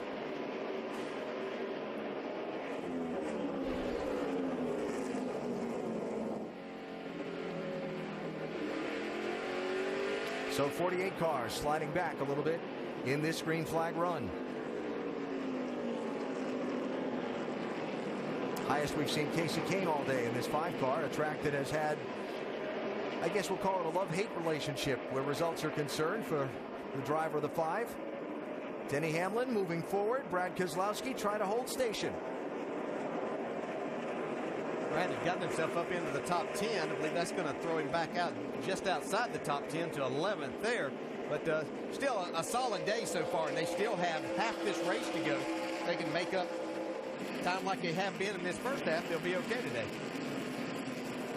Remember that Keselowski started back in 32nd position at the green flag. Brian Vickers gave up 6th place to go to pit road under that last caution. Restarted in 18th position and really is making some time. Yeah, his car's been really fast. Watching him pass a lot of cars here since he's been on pit road. And by the way, Martin Truex Jr., after the pass-through penalty, 30th place, first car, 1 lap down. He'd like to see a caution to get back on the lead lap. Clint Boyer in the 5-Hour Energy car out in front. We go NASCAR nonstop, presented by 5-Hour Energy.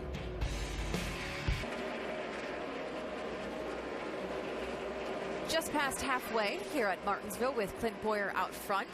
The final table is set as the World Series of Poker continues on ESPN's family of networks. Host Lon McCarran and analyst Norm Chad follow the action as the final 9 players play for poker's most coveted title, the final table of the World Series of Poker, presented by Jack Link's Beef Jerky, tomorrow at 8 on ESPN2 and Tuesday at 9 on ESPN. Setting up for the final half of this race. With the Ram race rundown, getting us caught up on what's happened so far, Dale Earnhardt Jr. is back after missing 2 races with post-concussion syndrome, and Rusty right now, he's running in the top 6. Oh, he is just doing a great job out there up the 6th position, like you said. I haven't seen any problems with Junior the whole entire race. He's been steady. He looks like he's never been out of the car whatsoever. I'm real happy with the way I'm looking, how his Junior's looking right now, at least. I'm really, really proud of him, the way he's got back in our car. Done a good job. In it. He's done a great job. And then with Denny Hamlin, I mean, we've seen him have 2 pit road violations that have cost him valuable track position. He's fought his way back to 7th, but Ray, he has to have used up that race car. Yeah, you know, coming from the back to the front time and time again, you heard Rusty speak at the beginning of our show about how you've got to take care of your car, take care of your brakes and tires and things like that, and he's struggling doing that. More on that in a second, but first, Brad Keselowski started 32nd. He's now in the top 10. We said earlier, this could be the day that he saves his championship run. Yeah, and he and Paul Wolf are doing exactly what they need to do. They've got to not worry about the 48 and the 11. They've got a car that's capable of running the 10th to 15th. They've got it in position, and they're doing that. And it doesn't look like he's using the car up either. He's been really trying to keep the brakes cool. See Jimmy Johnson right now and Brian Vickers there, but I'll tell you what, he's been doing a great job keeping the brakes cool in that car. Let's go back to the 11 real quick. You said about using up his car. He has gained 41 positions under green today after those pit road speeding penalties. Yeah, that's the good news, but they can't keep giving him back on pit road. You know, when he gains those 41, they've got to figure out what's going on. You know, whether it's mathematics or there's something wrong with the tach or the electronics. He can't afford to keep going to the back of the pack. Battle for second with Jimmy Johnson. That's Jimmy Johnson getting around Brian Vickers. That's the battle for 4th place. Let's get up to speed with some of our other chasers, starting with the guy who happens to be out front. Dave, what's up with that 15 car? 15 car running great. When I talked to his crew chief, Brian Patty, today about Clint, he said he's more excited than I've seen him in a long time. And then he looked toward the 3 guys he's chasing in the championship, and he said, and he can sniff them. Clint knows running in 4th today in the championship coming in with this lead. If they can capitalize, they can continue. He's already gained 12 points as they run, Mike. Dave, the 24 team is pretty realistic about their championship situation. I know they're 8th in the standings, 51 points back. But Alan Gustafson says he's not giving up until this thing is absolutely over for them mathematically. I also asked him, do you have a little bit more swagger when you come to a place like Martinsville, a place where you've been so dominant? He said, absolutely not. The minute we let our guard down, that's when we get our butts whipped, guys.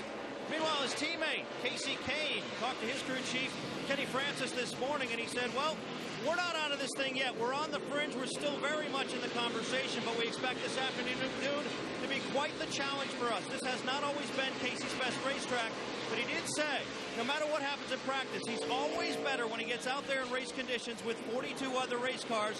He can key off of them and get a rhythm from riding around them. So far, that's been the case for Casey Kane today. He's been awfully strong, James.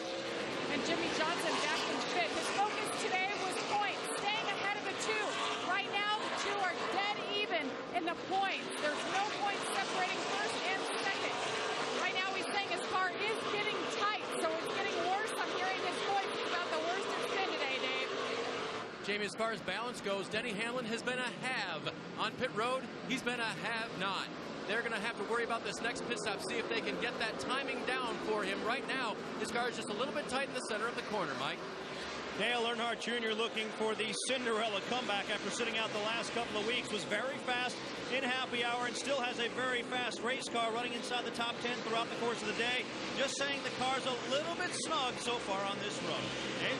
talked to crew chief Gil Martin for Kevin Harvick yesterday, and I said, did you make progress in the final practice? He said, yeah, a pretty good bit. They've been back and forth like a yo-yo from the front to the back of the pack with the different pit strategies, but Kevin's car is fairly well balanced, running in the top 10 right now. Doc? Big story today. Points leader Brad Keselowski, worst start of the year, 32nd. But guess what, folks? He's driven into the top 10 on lap 232. Now being shown back in 10th position. Brad says the car now rotating really well. And guys, he says, we haven't been able to show our hand yet. Our hand is after 60 laps, long runs. We'll drive by him. Dave. On lap 200, Greg Biffle's team made a 4-tire stop and a wedge adjustment. Greg saying the car wasn't cutting as well as it was earlier in the race. So far, this has been a little bit better run from him, running in 13th position. Jamie? And Tony Stewart, we haven't talked about him much today, running 19th. They're trying some different things on this car this weekend, like bump stops. The problem in this race so far, though, he needs better drive off. Doesn't feel like he can get back to the gas when he needs to, Doc. The 17 car, Matt Kenseth. Wow, what a trouble, what a struggle it has been for them. They qualified 6th, but Matt said it's like we don't have a right front shock absorber. They took a rubber out rear, put 2 rubbers in the right rear, 4 rounds of wedge in the right. The car is just way too tight. Matt just hanging on to be able to try to get a top 20 finish. Behind him, the 56 car, Martin Truex Jr. And Martin had a good maybe top 12, top 15 run until he got black flagged by NASCAR for passing before the start-finish line, and now the pass-through penalty has cost him a lot of spots now out of the top 25. Nicole? One driver who hasn't necessarily struggled getting by cars after he's been pushed back into the pack, that is Denny Hamlin, now in 5th place. He just got around that 48 car of Jimmy Johnson. Time to go NASCAR Nonstop, presented by 5 Hour Energy. More from Martinsville in just a second. Looking down on the race for the lead at Martinsville Speedway, Clint Bowyer 15 being pursued by Jeff Gordon. Our aerial coverage provided by Goodyear. From pit lane to victory lane, every NASCAR driver counts on Goodyear tires. Goodyear, the official tire of NASCAR. Working their way up through some of the lap cars now. Ryan Newman being put a lap down in 26th place. With one of the best recruiting classes in the nation, John Calipari's Wildcats are reloaded to defend their national championship. Don't miss our exclusive multi-part series coverage of one of the top basketball programs in the country, All Access Kentucky, Wednesdays at 7 on ESPN. You notice they have me read that, not Big Brad? Yes. Yeah, noticed that. But I did see where the Indiana Hoosiers are ranked number 1 to start the season. It's going to be a great season in college basketball for sure. How about the day for Clint Bowyer so far? Still got a long way to go. But the driver of this 15 started in 8th position. He's led 3 different times for 79 laps today. And he's out in front of Jeff Gordon in what is now the longest green flag stretch of this race. 46 laps had been the longest they'd run between caution flags. Prior to that, we have bested that mark for the moment. And we all sit here looking out at the various pockets of racing on the track and say, okay, when's the next one coming? I'll tell you what I have been watching, though, is Clint Bowyer in this 15 car really roll the center of the corner, get stay right on the bottom. Making a lot of speed around here. Really, traffic's no issue for him because nobody can really hold him down. He's down around that pink curbing that they have this year. Yep, Breast Cancer Awareness Month here at Martinsville. What's normally the bright yellow curbing at the bottom of the racetrack. Must be some attraction to Clint's car there then, because he's right on it. Got those wheels right on the curb, huh? Putting Paul Menard a lap down in 24th place.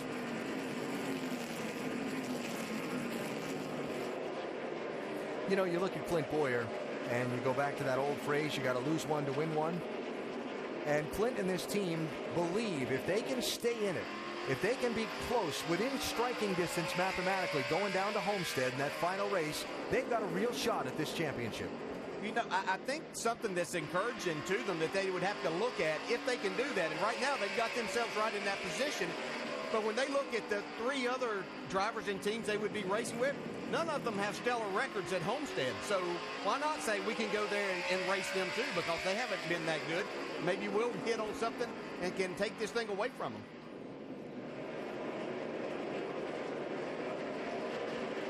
So Bowyer, Jeff Gordon, Casey Kane, the top 3.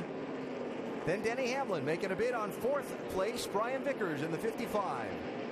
He makes this look so easy. I mean, he just dropped down past Brian Vickers.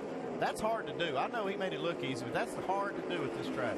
Especially with this many laps on the tires. And that's what makes Denny so good. It's when everybody else starts really, really struggling with the handling of their car, Denny's still motoring on. His car still turns. He still has good drive off the corner.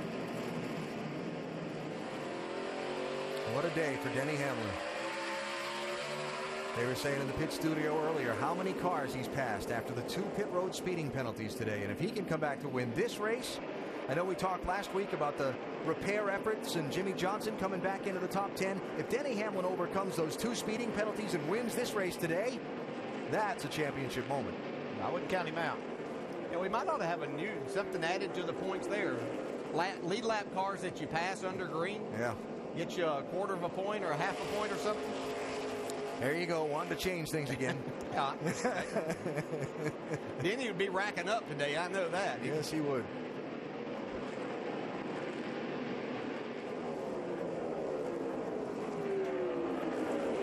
So Hamlin there working through some of the traffic.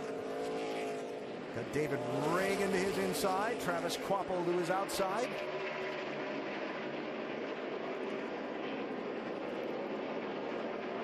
And Kyle Busch joining in this race with Jimmy Johnson there also in the 48. Yeah, Johnson slid back there for a little while during this run, but his car's kind of come back to life a little bit. Defending winner of this race, Tony Stewart, about to go a lap down to the race leader, Clint Boyer. Boy, I'll tell you what, that's unusual. I saw his car yesterday in practice. I thought it looked pretty good. But I talked to my buddy Hank down in the garage this morning. He said, don't expect too much out of this 14 today. I guess he was right. Hank must be pretty sharp. Whoa. Plunk. Boy, you got a little damage out of that. Just looking to see, yeah. Yeah, we talked about having your personal space invaded. He just did right there. Yeah. I think I also mentioned something about ticking off the wrong person. Yeah. Yeah, this might not be the guy you want to pick on. It was this race a year ago that Tony Stewart ran so hard against Denny Hamlin to try and stay on the lead lap, right? Then circumstances worked out. Stayed on the lead lap, came back around, was there racing Jimmy Johnson for the win in the final couple of laps. He's racing Clint Boyer awfully hard to try and stay on the lead lap, but he's not going to be able to hang it out there, Jamie. It's been a much different day here than a year ago for Tony Stewart. They've been trying to help the drive off in the center, putting spring rubbers in, taking spring rubbers out. Just moments ago, Tony Stewart saying, everything we've done to make this car better has done nothing to help the handling. So not happy as he goes a lap down.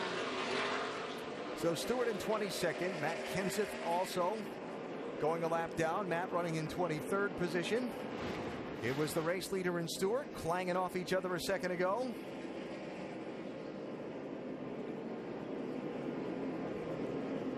That led to our discussing be careful who you make angry. But Boyer has gotten away from Stewart. Leads Jeff Gordon by 0.7 of a second as we go NASCAR Nonstop, presented by 5 Hour Energy.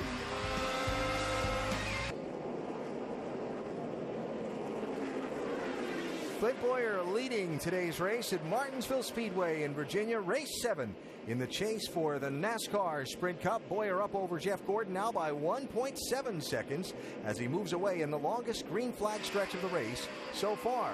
We take an inside look and get unlimited access to the NASCAR Sprint Cup Series, brought to you by the NASCAR Sprint Cup mobile app and truly unlimited data on the Sprint Network. Boyer's now led the most laps today, 103 to Jimmy Johnson's 93 and Jeff Gordon's 92. Get unlimited access to NASCAR with live in-car audio and real-time stats on the NASCAR Sprint Cup mobile app only from Sprint. Get the app and Sprint's truly unlimited data plan at sprint.com/speed.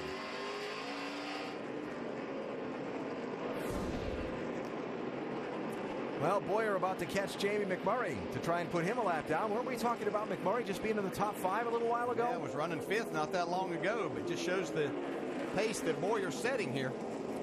And I think the value of tires. We have a couple of different pit stop schedules going on here, and we've seen tires be worth something today. One other thing to point out, as we watch Casey Kane work Jeff Gordon for 2nd spot, the weather conditions have changed a little bit. What was sun beaming down on this racetrack with all the talk about the rubber buildup, now it's overcast.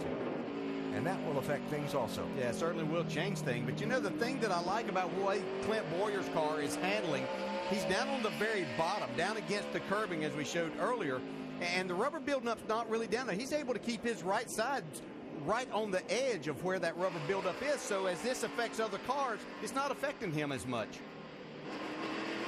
So Boyer's still working on McMurray to try and put the 19th place driver a lap down. We saw Jeff Gordon just give up second place a minute ago.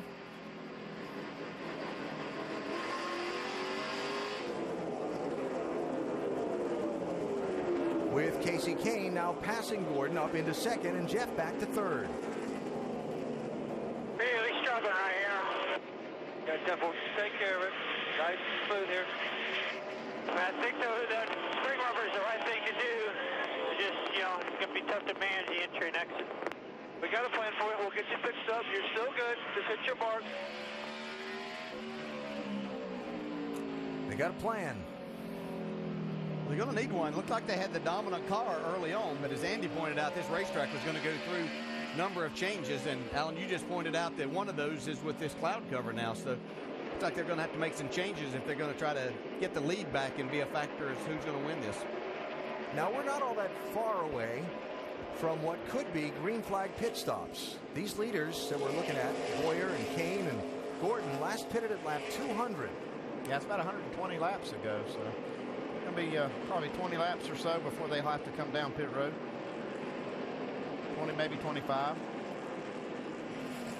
And then you've got Denny Hamlin pitting at 214 and Brian Vickers pitting at 230. So a couple of different agendas going on here with the pit stops. Yeah, that's when you get really nervous too, because you realize once you go on the pit road, you lose a couple of laps, then a lot of things can happen in those 20 to 30 laps before those other cars start pitting. Yeah, it's not like a track like a mile and a half where you just lose one lap and you take the wave around to get it back. You lose a couple of laps here if you're not the leader, especially.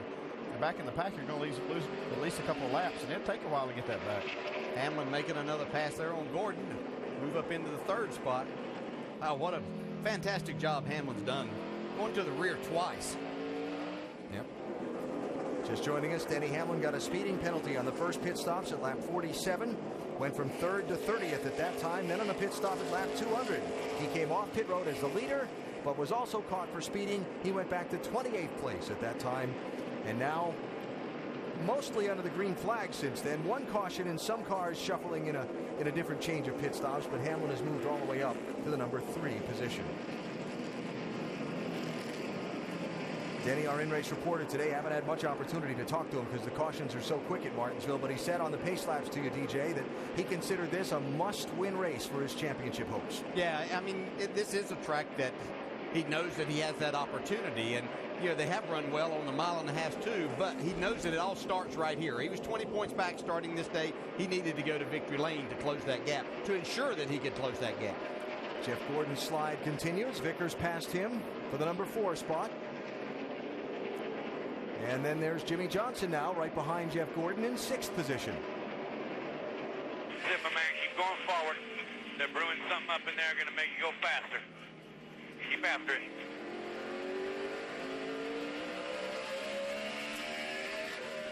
I'd like to see what they're brewing. Chad's got some recipe down there, I'm sure. Jimmy Johnson running in 6th position. 173 laps still to go at Martinsville as we go NASCAR nonstop.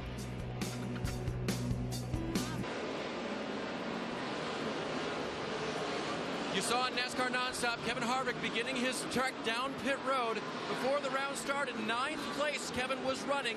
He has to pit now. They last pitted on lap 200. He needed fuel and tires. And Dave, the race leader, as well as a number of other cars in the top 10, all on that same lap 200 last stop with Kevin Harvick. So we'll see a lot of them coming in shortly as Clint Boyer continues to lead. Jeff Gordon makes the break for the pit lane in turn 3.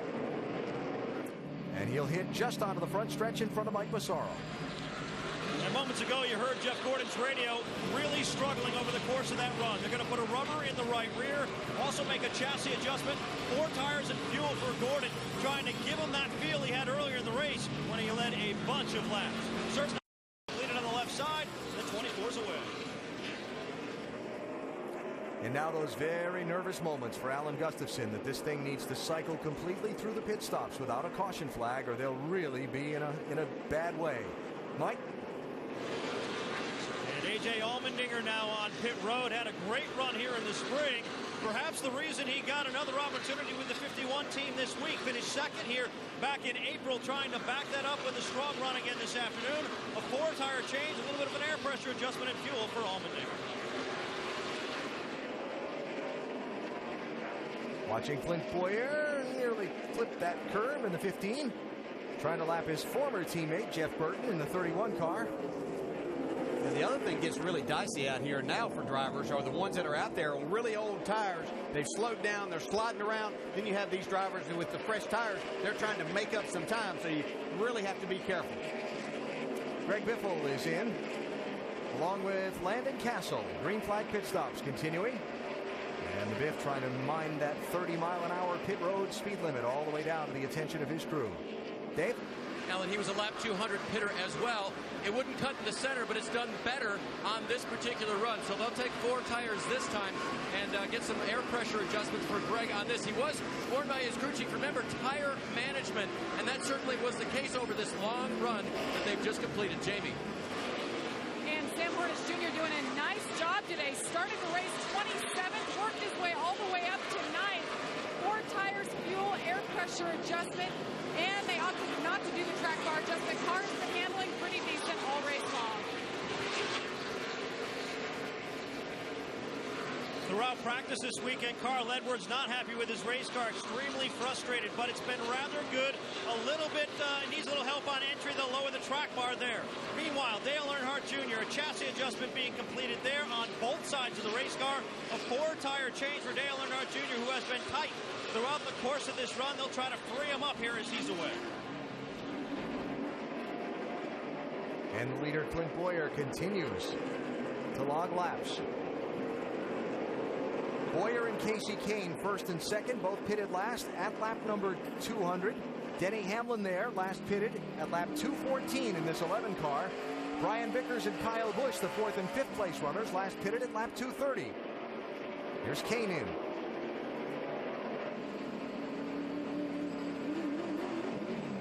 In the curve there, Mike.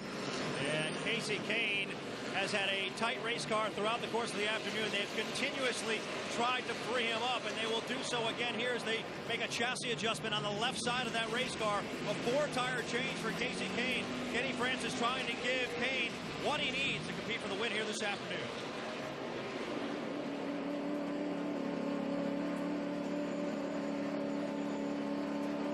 It's a long trip down this pit lane. Oh, it's a long way. Yeah, you're anxious to get back into the action there, but have to make sure you don't speed. Bobby Labonte's in as Jeff Gordon goes to get one of his laps back from the leader, Clint Boyer. Doc? Great run for Bobby Labonte, the 2000 Sprint Cup champion, the 2002 winner here. So the car still a little bit tight in the center, a little bit free coming up off. Going to put 4 tires on it. They should be able to make it on fuel from here. And it could be very, very close. Left side tires on, Bobby's away. Jeff Burton went way up the racetrack, kept it off the wall, now has gotten to pit lane. Marcus Ambrose also has come down the pit lane. Dave, that 31 car almost caught the wall. That would have brought up the caution that would have hurt so many guys right now, but it certainly would have been great news for the guy on the right side of the screen, Clint Boyer. So they'll go to work on this 31. Had such a great qualifying run. Tried to maintain his track position, but has fallen back throughout the day. Mostly a tight race car. Final small adjustments going on the car right now with 4 tires. And Clint Boyer pit road as well, Alan. You see him pulling in off the backstretch. The leader has given it up. He was a lap 200 pitter the last time, but remember what great fuel mileage they get. And it all starts with fueler Mike Metcalf. Remember, he got it full at Charlotte. They were able to go the distance, and once again, Mike putting the first can of fuel in as the right sides go on. He'll get a switch, he'll bring the other one back over, and they'll make no adjustments on it this time. Clint said, I think it's pretty good. And by the way he's been leading, you have to believe that. A little work on the front fender, and he stalls it. He stalls it, lost a couple of seconds on pit road, Alan. See how that translates on the track. when the cycle of stops is finished.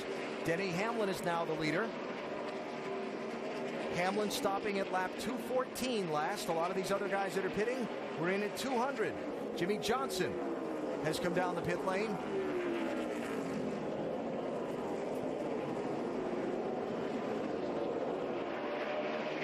And he has that #1 pit stall all the way at pit out by virtue of qualifying on pole position for this race. He's on his way around the corner, Jamie. And Jimmy Johnson's radio problems continue. He lost all communication for a handful of laps. They told him to check his wires, and he went back to Radio 1. You see the wrench in the back window. They make the track car adjustment. 4 tires, and they'll fill it up. And just keep their fingers crossed the radio sticks to the end of this race.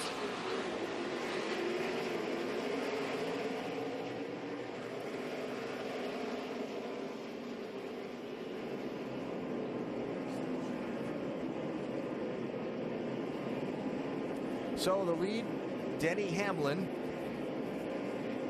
as he goes by Martin Truex Jr. and puts him a second lap down. Truex with a pass-through penalty earlier for changing lanes before the start-finish line on a restart. Now Hamlin will give up the race lead and report to the pit lane.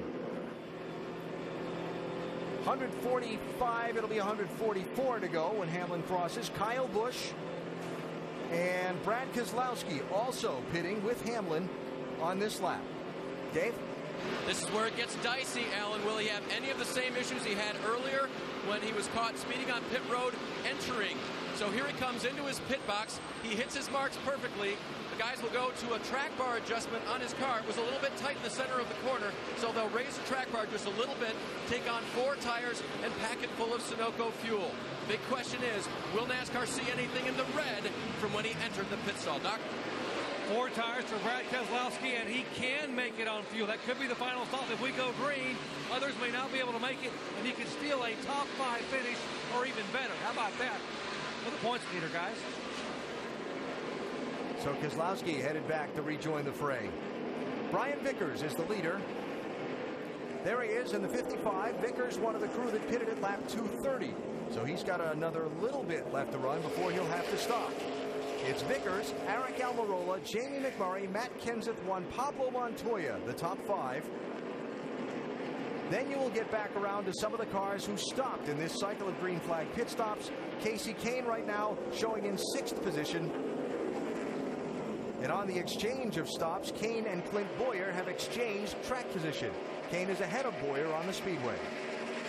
Here's Jamie McMurray in, Mike. McMurray has been complaining he's a little bit loose in and really can't get on the throttle off exit. They're going to make an air pressure adjustment. Also a 4-tire change for McMurray, trying to help him out a little bit. A full fuel load of Sunoco race fuel, and he's away, Jamie. Tony Stewart's team going to take another swing at it. Nothing they've done has helped him. He needs to rotate off the corner more, and they want to tighten it up on the exit. 4 tires, fuel, wedge, and they made an air pressure adjustment already, and he's down. Alan? Jamie, thanks. David Reagan leaving the pit lane as well with Tony Stewart. And there is the race leader, Brian Vickers, as we continue to cycle through these green flag stops.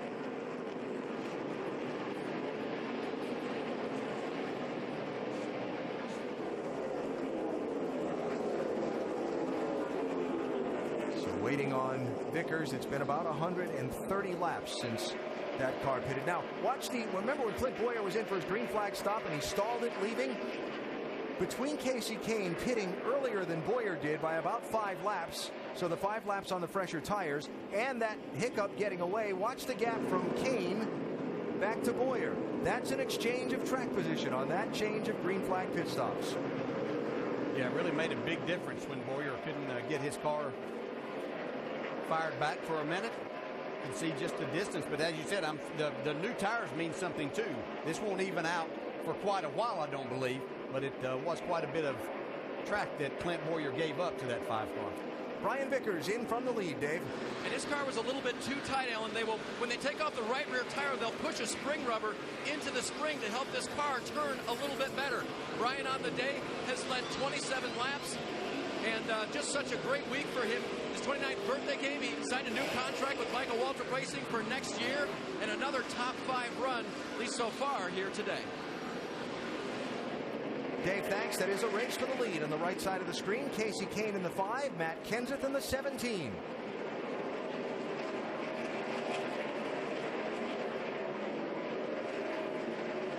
Kenseth on about 115 lap older tires than Kane. Yeah, it won't be much of a match here, but Kenseth trying to get something done there. You just don't have the car today, but trying to stay out there and hopefully get a caution that will keep him on the lead lap.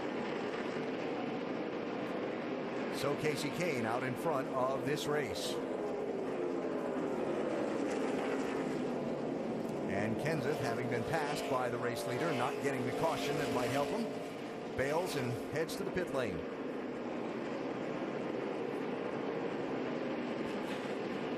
Doc, been another kind of a difficult day for this 17 team. Very unexpected for Matt Kenseth. Very excited about how well he had qualified. Starting 6th here, thought he'd have a top 10, not a top 5 run.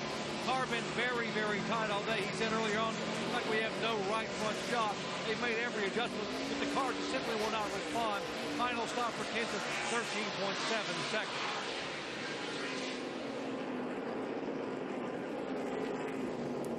So the cycle of pit stops complete without the caution coming out in the middle. Clint Bowyer had a 1.9 second lead before he pitted. As we check in on this for 6th place, Kyle Busch, Kevin Harvick, Jimmy Johnson.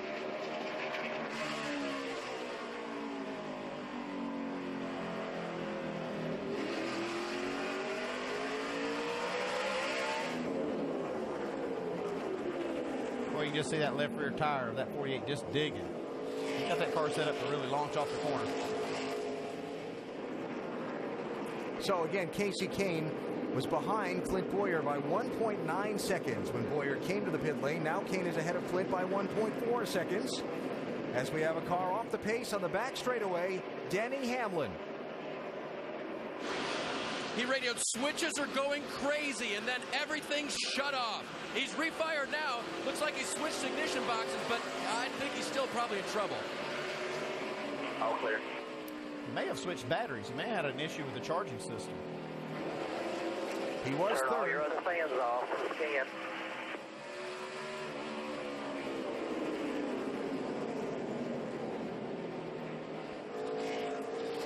He was third. Now Denny Hamlin is back to the number 8 position after a third hiccup on the day for that 11 car.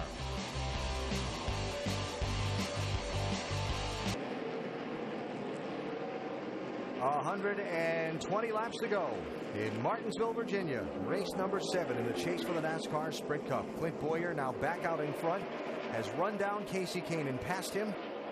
And Denny Hamlin, after falling from 3rd back to 8th, was back up to speed, and now he's just slowed again in that 11 car.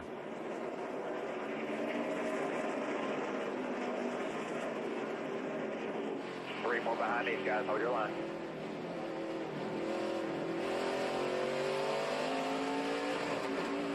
You can hear the car just stumble and shut off.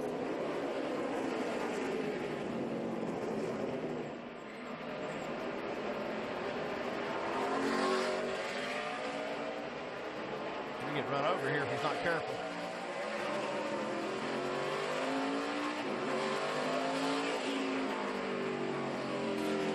Now, obviously, some sort of serious electrical problem there with that 11 car, and as Clint Bowyer comes up to try and put him a lap down. And now it's come back to life. Kind of weird. I don't know what's going on with this car.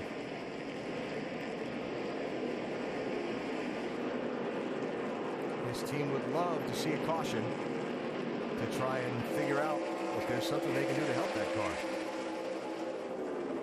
He's had such a fast car all day. The cages are flashing every color really fast, whatever that means. It means he's got some kind of electrical problem. Your bolt gauge still showing 14 with everything off? Yes. See, with that volt gauge showing 14, it says that the charging system's working. So I'm not sure exactly what they're dealing with here. Some glitch. It's got Denny pretty busy in that car trying to fix all the problems and stay on his lead lap, trying to stay in front of Clint Bowyer. Cutting off again.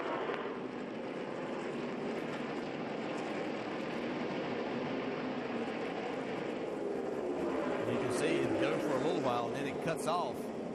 It's going to get him in big trouble in the wrong spot here in a minute. Yeah, these cars launch so hard with these low gear ratios that if the car in front of you does not go, I mean, you don't even hardly have time to react. You get run over in a heartbeat. Now the race leader, Clint Boyer's right behind him. If that 11 car should stumble again, now he's going to get clear. A lot of lap cars in and around those leaders, so I was wondering if Boyer was going to have that free lane to the outside. 6 up in the corners, down the straightaway.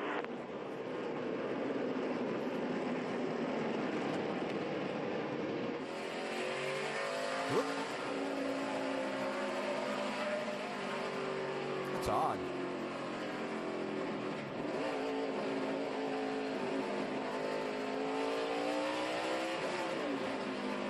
You can hear it, it just shuts off. Gosh, that's got to be frustrating. Has such a good car. Well, Hamlin out there trying to make the best that he can out of it, hoping for a caution flag. Jimmy Johnson, Jeff Gordon racing for third position. And Hamlin being warned by NASCAR that he's not meeting the minimum speed. There is a minimum speed you've got to run, and that 11's not doing it right now. Yeah, I'm not even sure he has any power right at the moment. Let's check with Dave. The only thing I was wondering, guys, was I know they just put fuel in it, but if when he leans on the car, it picks up the fuel and is able to pick up the motor, and not on the straightaways, is there something there as well? Well, I mean, it kind of acts that way, but the gauge is flashing. It's the only thing that tells me it's electrical. Caution is for the 11 car. And it comes out with 109 laps to Everything is go. black, Darian. Every gauge is black. I don't know.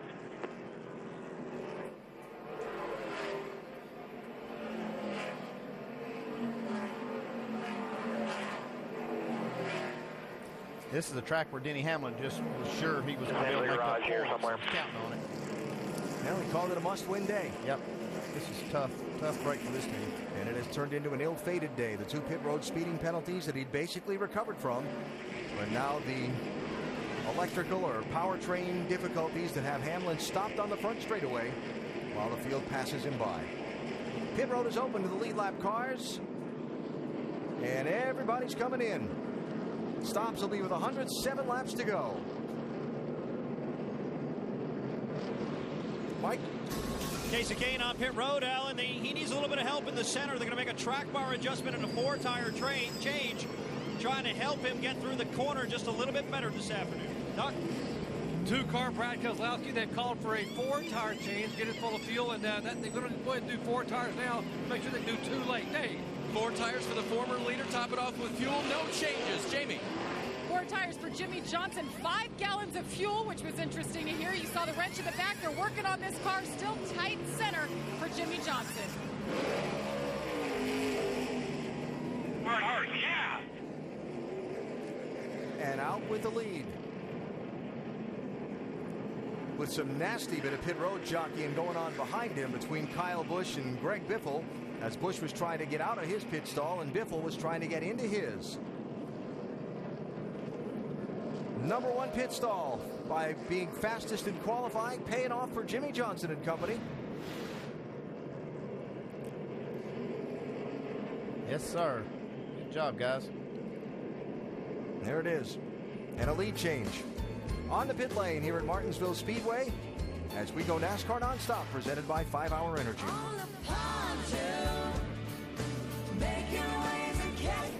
A big blow to Denny Hamlin's championship hopes. A race he was hoping to win, was in position to possibly win. And now he is in the garage area with work being done over, under, and inside that 11 car. Getting ready for the restart. Remind you first that coverage of Monday Night Football continues on ESPN. At 6:30, it's Monday Night Countdown, served by Applebee's. Then at 8:30, Patrick Willis and the 49ers take their vaunted defense on the road against Larry Fitzgerald and the Cardinals in a classic NFC West matchup. Monday Night Football, Niners-Cardinals, tomorrow at 8:30 on ESPN. So the complexion of this race changing a little bit. Denny Hamlin going to the sidelines, Jimmy Johnson winning the race off pit road, and everybody getting a chance to regroup, catch up after a long green flag run, and restart for the final 101 laps on equal tires. Jimmy Johnson leads, Clint Boyer second, Kyle Busch and Casey Kane in row 2, Jeff Gordon and Dale Earnhardt Jr. in row 3, Brian Vickers and Kevin Harvick in row 4, Brad Keselowski running in 9th position, Bobby Labonte, the free pass, back on the lead lap.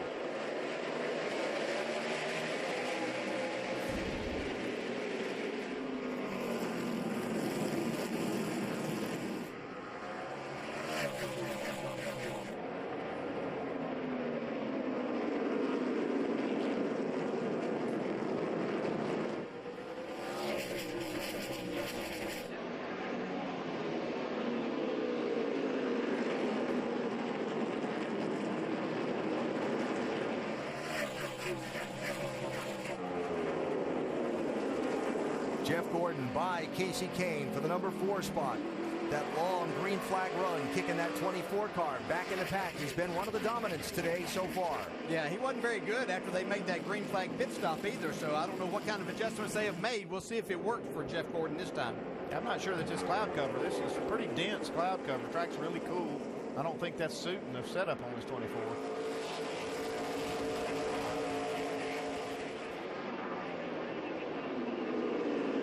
Boy, I'm just looking at this front of the field, and there are just so many stories in there, right? Jimmie Johnson starting on pole, needing, he felt, a max points day. Clint Bowyer led the most laps so far. A guy looking to try and put his name at that list at the top for championship contenders. Kyle Busch spun out earlier, dropped all the way back to 30th place at lap 156. Here he is running in 3rd in the final laps. Jeff Gordon, the rally, the big drive up from the start, fell back. Now back in contention again.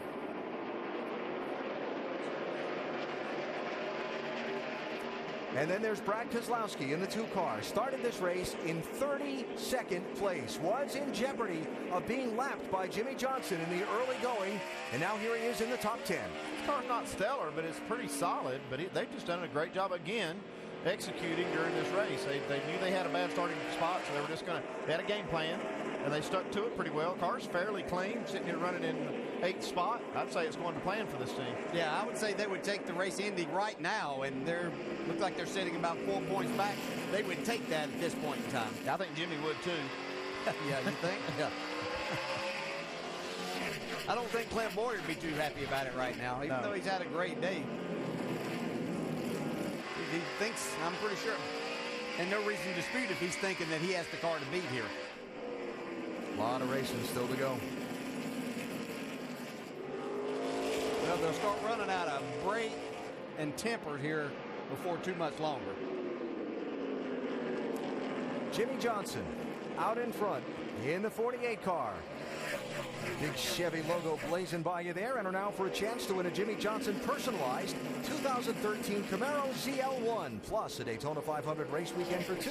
Visit wincamarozl1.com now and enter.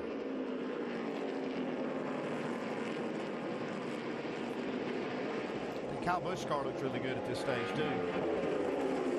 Car really getting up off the corner well. Talked about all the stories on the track. Denny Hamlin, one of the dominant players today, back in the garage. Dave?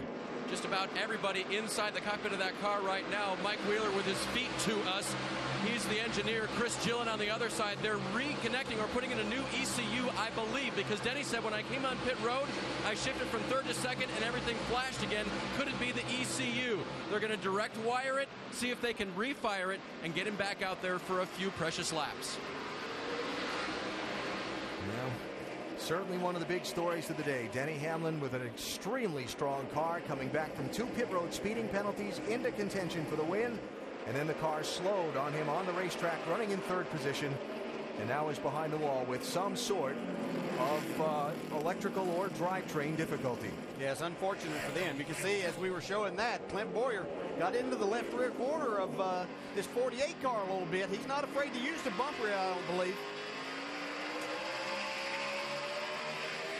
Seems like I remember a restart here in April. Yeah. You mean the one where Bowyer went 3 wide inside of Jeff Gordon and Jimmie Johnson? Yeah, that's the one. Well, he's just got one of them to contend with right now, so.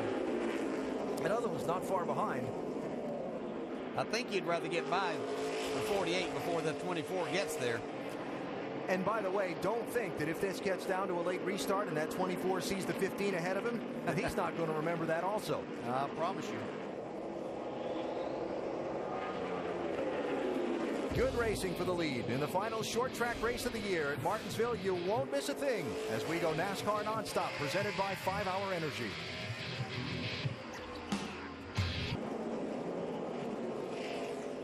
Jimmy Johnson out in front at Martinsville, inside the final 80 laps, as Kevin Harvick goes a lap down in the 29 car, 19th place.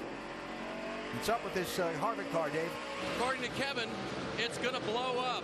So engine problems for the 29 reported by the driver. Tough day for Harvick.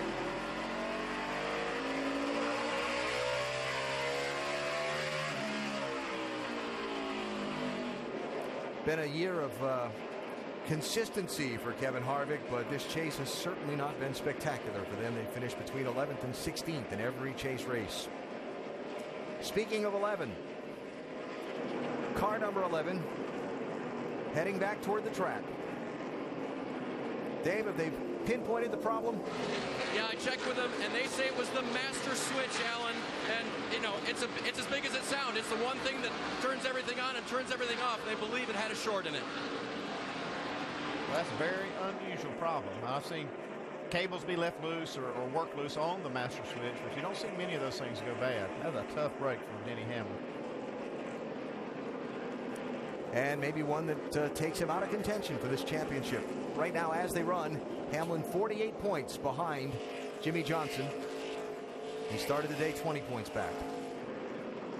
I can assure you that Brad Daugherty's already got a fork in it. Yeah.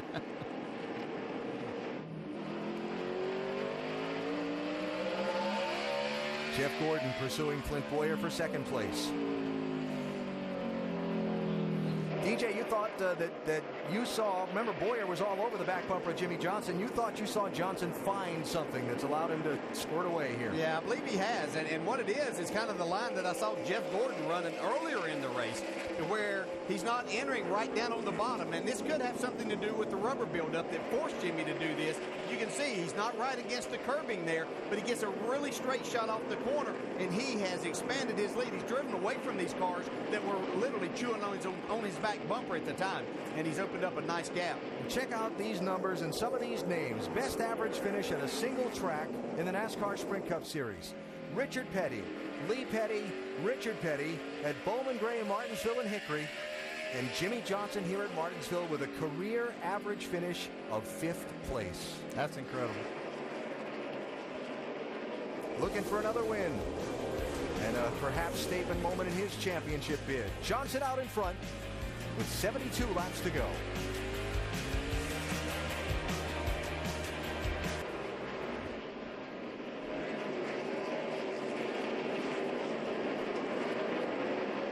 Watching the race leader Jimmy Johnson in some pretty heavy lap traffic now, with Jeff Gordon trying to close in from second place.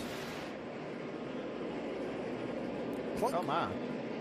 Casey Mears in the 13. Call.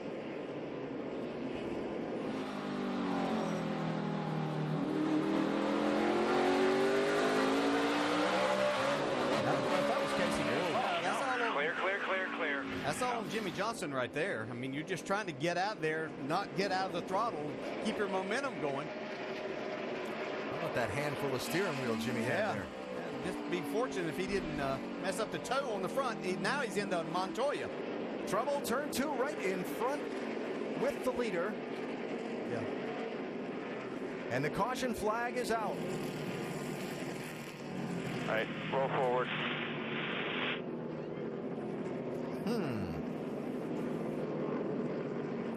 Juan Pablo Montoya was the 18th place car, last on the lead lap.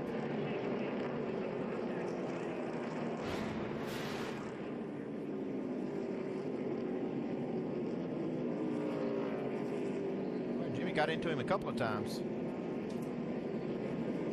Jimmy's been pretty aggressive out there. Need left side tires here when it opens. Well, we've seen that really pay off. Outside. Clear. We'll see next time around when the caution or when the pit road opens. I think this move that Jimmy made right here probably had something to do with knowing that 24 car was coming at him pretty quickly. Got no time to waste. But was that you said very way back at the beginning of this race about not angering somebody else? This is one guy you don't want to mess with. A lot of laps left to go.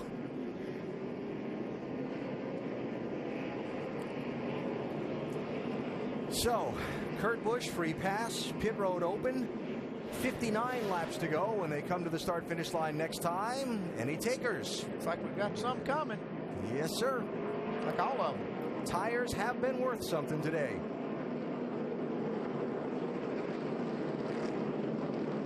Everybody's in, Mike. On the previous stop, the 24 team made wholesale changes. Jeff Gordon said the car is better, but still a little bit tight, still searching for some drive off. They're going to take 4 in fuel, Doc. They asked Brad 2 or 4. 2, you can gain some spots. He said, no, I got to have 4. Need 4 tires to be able to stay where I am. Dave, Clint Boyer's car wouldn't turn. He said, I think we have to pit. Brian Petty said, we can't win that way. I want a trophy. 4 tires, track bar adjustment. Jamie. And Jimmy Johnson said, we've been hit twice in the right front. We need to come. Watch them pull that fender out of the right front. 4 tires. They are going to free him up a bit because of the damage. That was just a call from Chad Knaus's crew chief. As the clock continues to count down, there come the leaders, and there goes Jimmy Johnson. Well, they earned that number 1 spot on pit road by winning the pole and qualifying. They've made the most of it a couple times today. Clint Boyer losing 1 spot on the exchange of pit stops.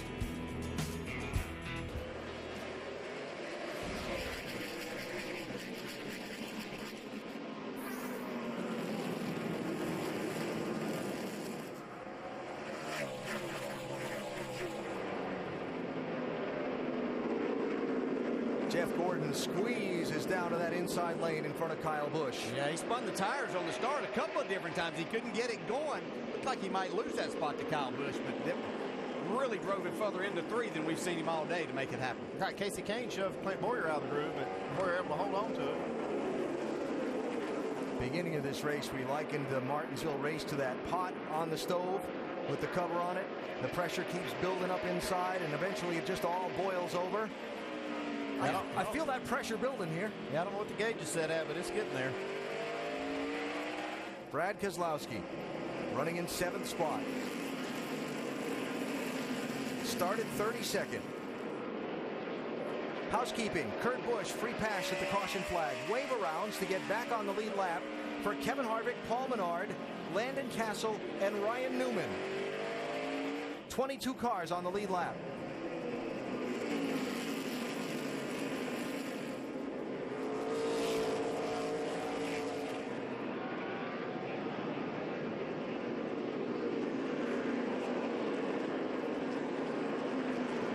Jr., Greg Biffle, Carl Edwards, 88, 16, 99. It's 9th, 10th, and 11th. Yeah, one of the better days for Biffle here at this racetrack. Joey Logano in the 20 took a wave around on an earlier caution to get back on the lead lap.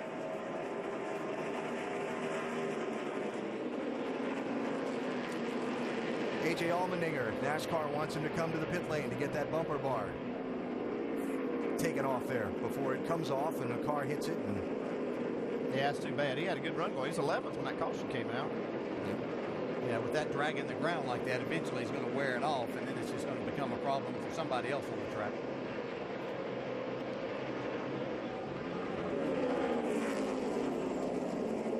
And Jeff Gordon's got his sights set on Jimmy Johnson right now. He's just a few hundredths of a second faster the last lap, but it's kind of turned around. And I think he wants this thing to go green to the end, and he figures he's got Jimmy Johnson. I think these first 20, 25 laps, and Jimmy's a little bit quicker, but after that, I believe Jeff Gordon will take over. But he's got to pass him. Behind them, Brian Vickers just picked up a spot from Casey Kane. Vickers up into the number 5 position. Kane now having to defend from the championship leader, Brad Keselowski. Kind of exactly what Brad kind of wanted. He got himself separated from the cars behind him for a few laps that will allow him to kind of race here now. He just doesn't want somebody right on his bumper chewing at that, making the mistake of hitting him and turning him around here late in the race. Now let's point out we still have a lot of cars on the lead lap. Yep. If you get spun now, it's very costly points-wise. Long way to go still, but for his drive from 32nd up into the top 10 at this point. As Clint Boyer and Kyle Busch change third position around. Yeah, you kind of wonder whether Clint Boyer's got his car turned back around. He had it really going most of the race. That last run, it was not as good as it had been. This set of tires might be agreeing with him a little bit more. Yeah, he definitely is a lot more racy this time, for sure. Dale Jr. advancing. Casey Kane struggling since this restart.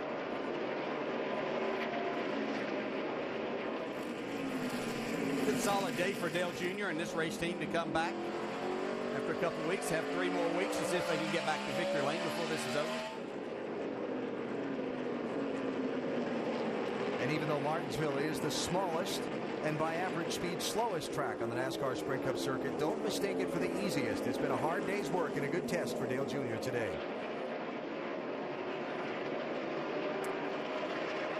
So I started to mention this before, but for his drive from 32nd up into the top 10, we named Brad Keselowski our Goodyear Superior Performer on the day. I think it was Ray Evernham during Countdown who said that this was going to be the defining day in Brad Keselowski's championship. Well, if it holds up as it is, and I throw the asterisk out there, there's still a lot of racing to go, but that's quite a performance today for this 2 team. Yeah, they've managed this race very, very well from the point lead. Knowing this is not their best track. It's not a bad track for them, but when you come in here against Jimmy Johnson and Denny Hamlin, you know that this is their best track. To come in here and do what they've done today, I think says a lot for Paul Wolf and everybody on this team. Now they have done quite the job. And now have to run it out to the finish and see if they can come away from here, if not the championship leader, very close to the championship lead. We go NASCAR Nonstop, presented by 5 Hour Energy.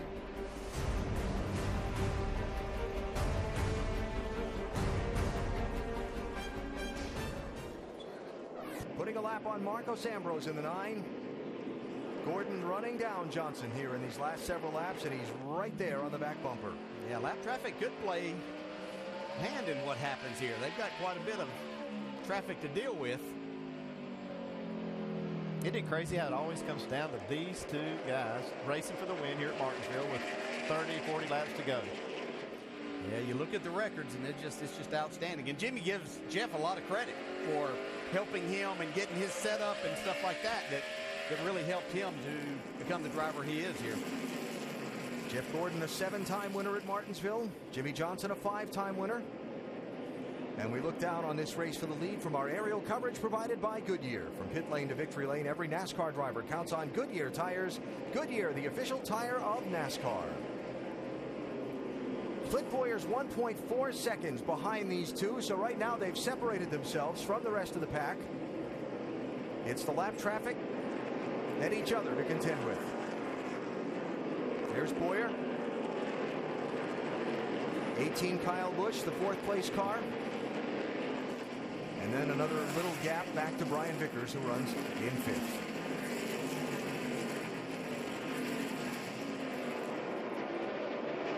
Boyer's led 150 laps in this race, Dave, but into the final 30 now. He's running back in 3rd. Being greatly encouraged by his crew that he's as good as the leaders, hoping they'll do something that pulls him even closer, but he says the car's just a little bit too tight. They went to a track bar adjustment that had worked, according to the crew chief, 2 out of 3 times today. And it looks like it's about halfway working this time, as Clint can't close on the leaders right now. Can't go to the well but so many times. Probably use that adjustment all it was good for.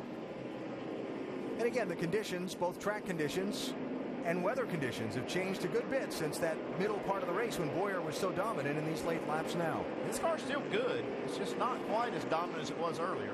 Yeah, it was just when the sun was out, that's when Clint Boyer was really shining. He was at his very best on the racetrack whenever it was pretty slick at that point in time. Caution flag is out. Kevin Harvick will get out of groove there. Has had a problem. We heard the report from Harvick earlier where he thought the engine was laying down in that 29 car. And apparently it has just given up. Headed to the garage, guys. Not coming to pit road. You can see fluid coming out of that car.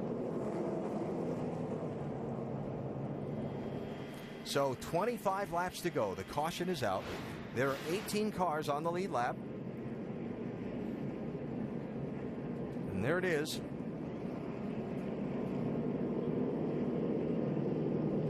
See the smoke out of the exhaust pipes and underneath the car. So there is some oil being reported on the track, so that's going to take a little bit of cleanup. Andy, you're going to have to make the decision to pit or not pit. I'm going to stay out right here. There's not enough laps to go to try to make it back up. I know tires are worth something, but there's, 18 cars on the lead lap? Yep. Yeah, you can't give that up and drive back up at this point in time, because you'd have a number of them that would stay out. Just taking a chance. There's going to be a break point where cars will start pitting. We'll find out right now.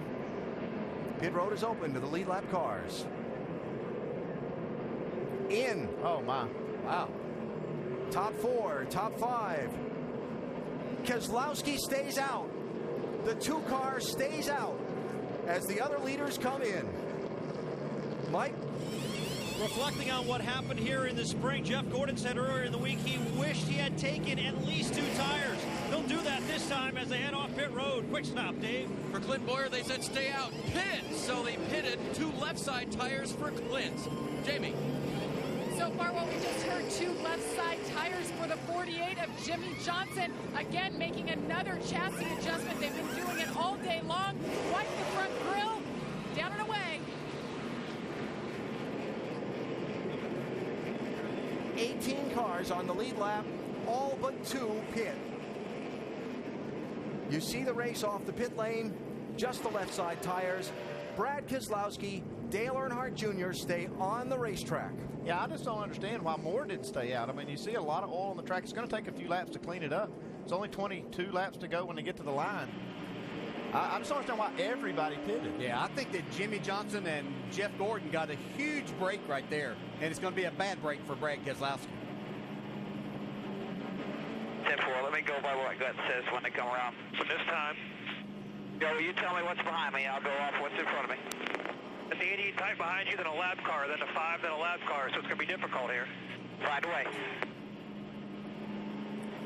Yeah, that was a difficult decision for them. They had no idea that all the cars behind him would come also. So I didn't either. I thought there'd be a lot of cars stay out. So I was actually surprised that Jimmy pitted. From what I heard there, the driver had a lot of input into that decision, watching who pitted in front of him. Well, Doc, that was a roll of the dice by the 2 team. It really was, and Paul Wolf, we heard Brad say, are you okay, Paul, if I make the call? He made the call staying out. Was it a good call? What do you think now that only 2 stayed out? Well, it's tough. With nobody staying out behind us, it's going to be tough to hold them off, but I let him make the call. He could see who was coming in front of him, who wasn't, and we'll make the best of it. He's done a great job all day, staying out of trouble and slowly working our way to the front with the Miller Lite Dodge, and we just got to take what we can get here. All right, the driver made the call. Now he's got to hold them off. Dave? Last minute decisions there. I know it was stay out and then it was pit. What do you think about the call?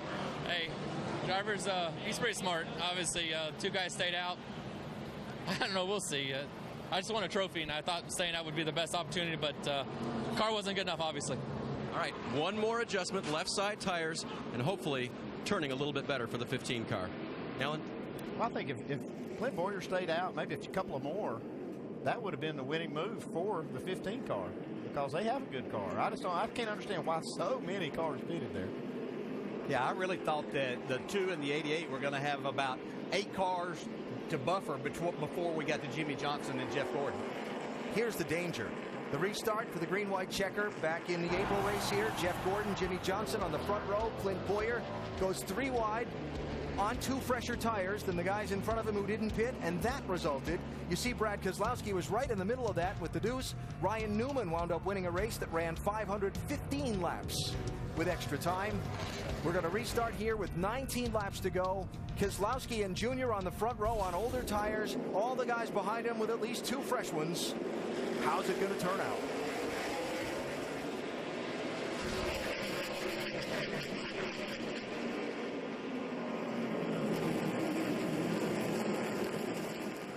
Jr. didn't get a very good start there. It cost him, and it's going to cost Jeff Gordon some spots too, I believe.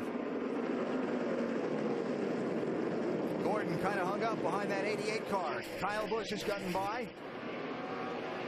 And now Kyle works to the inside of the 88, while Jimmy Johnson is right on the bumper of his closest rival for the championship.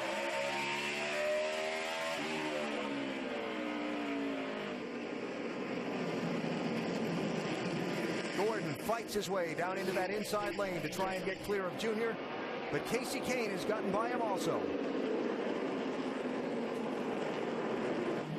Casey Kane looks like a big beneficiary here too, because he was falling back on that last run.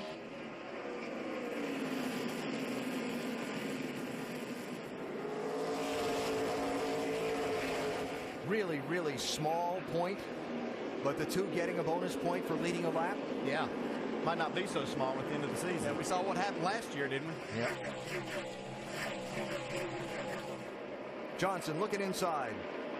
The bump. Pushing him. The nudge. I'm here. I want through. Jimmy'd like to make that happen before Kyle Busch can get to his bumper. Maybe make something happen there.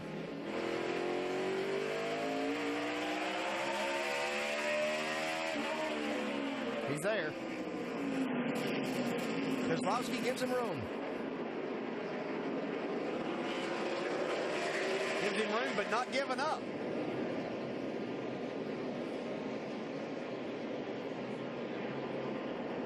Johnson to the lead. 14 laps to go. Now will that inside lane just be all freight training underneath Keselowski? Or can he find his place to get back down in line? Kyle Busch through to second. Casey Kane works on him for third.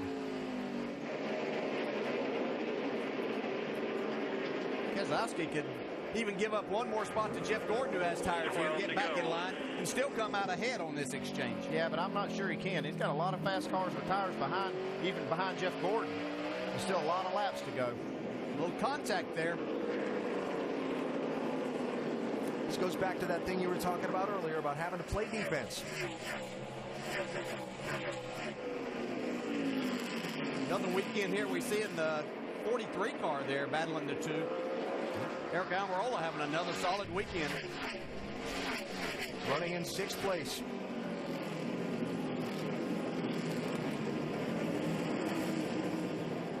Knocking on the door of Keselowski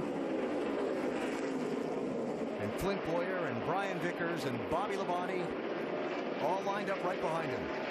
By the way, Labonte in 10th place. Top 10 drive today.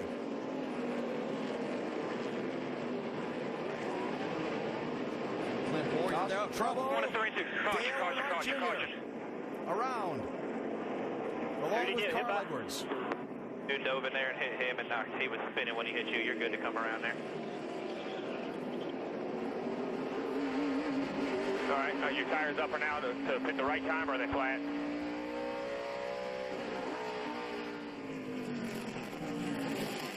All right, how's your steering wheel? Close? Nope. That's not good. Racing for 11th place, Dale Jr. and Carl Edwards. Jr. again in that position of playing defense by not pitting and being on older tires. Oh, Carl got help. Hunted, Yeah. Sam Hornish getting into the back.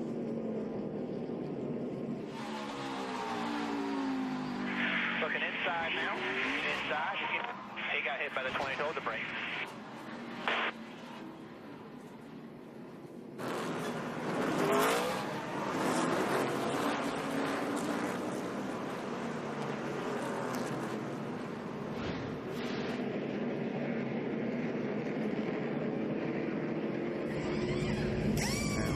Jr. in, along with Matt Kenseth, Joey Logano, Jamie McMurray, Carl Edwards, the lead lap cars.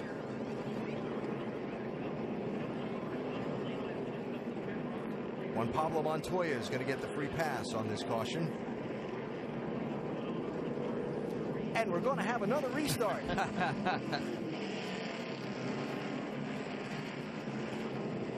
Brad Keselowski shuffled back to 6th.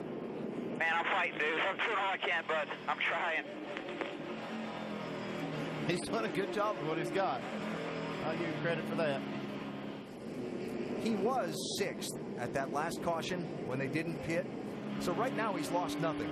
Yeah, but still right now. Yeah, but the problem is he's lined up on the outside, still on older tires this time on the restart. That's going to be an issue for him.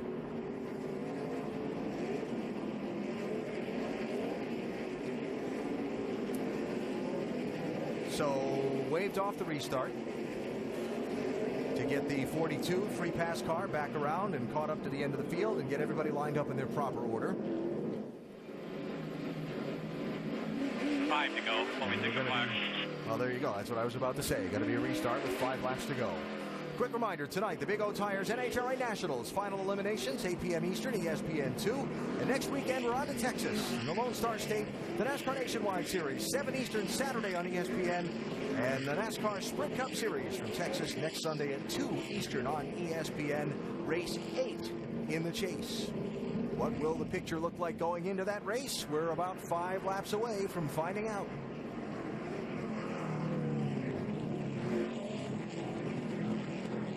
Four times in 8 years, the winner of this race has won the championship. Now, Jimmy Johnson might have his hands full with Kyle Busch on this restart. He's got nothing to lose whatsoever. He needs a win. Casey Kane and Jeff Gordon in row 2. 5 to go.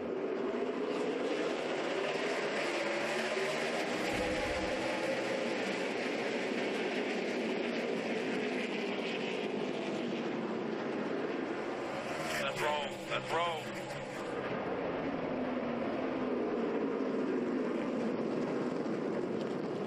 Johnson clear out in front. 4 to go. Kyle Busch left to race for second for the moment. Now trying to clear Casey Kane.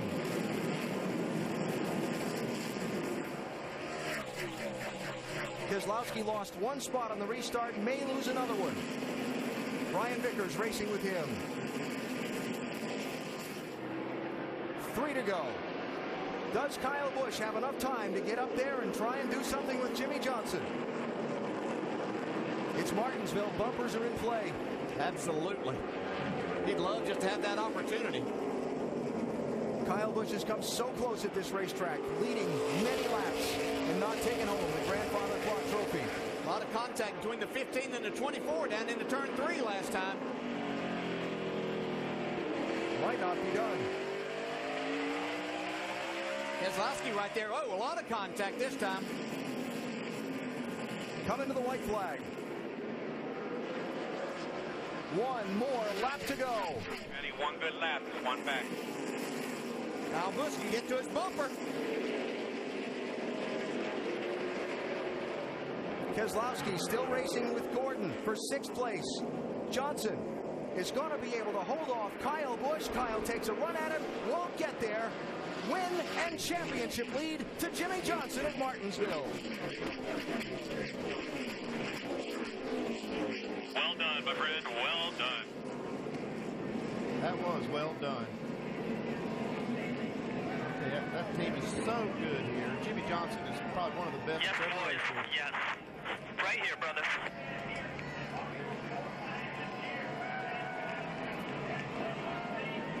Jimmy Johnson said here on Friday. Really proud of everybody. You guys worked your butts off today. Even you up there, Earl.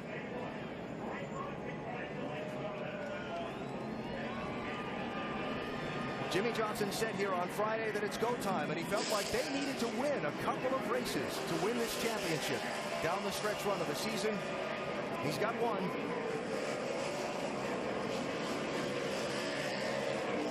Keselowski came out of that whole deal okay. Yeah, he fought back, got a 6th place finish. I can't believe he passed Jeff Gordon, but he did on the last lap. Yeah, they fought hard. And Boyer and Gordon were having a dispute. Eric Almirola came home 4th. What a great run for him. That 43 car. Bobby Labonte with a top 10. Later. 7 times Jimmy Johnson is celebrated here at Martinsville. 7 Grandfather Clock trophies, tying Jeff Gordon and Rusty Wallace for 3rd all-time in wins at this track. It certainly didn't come easy today.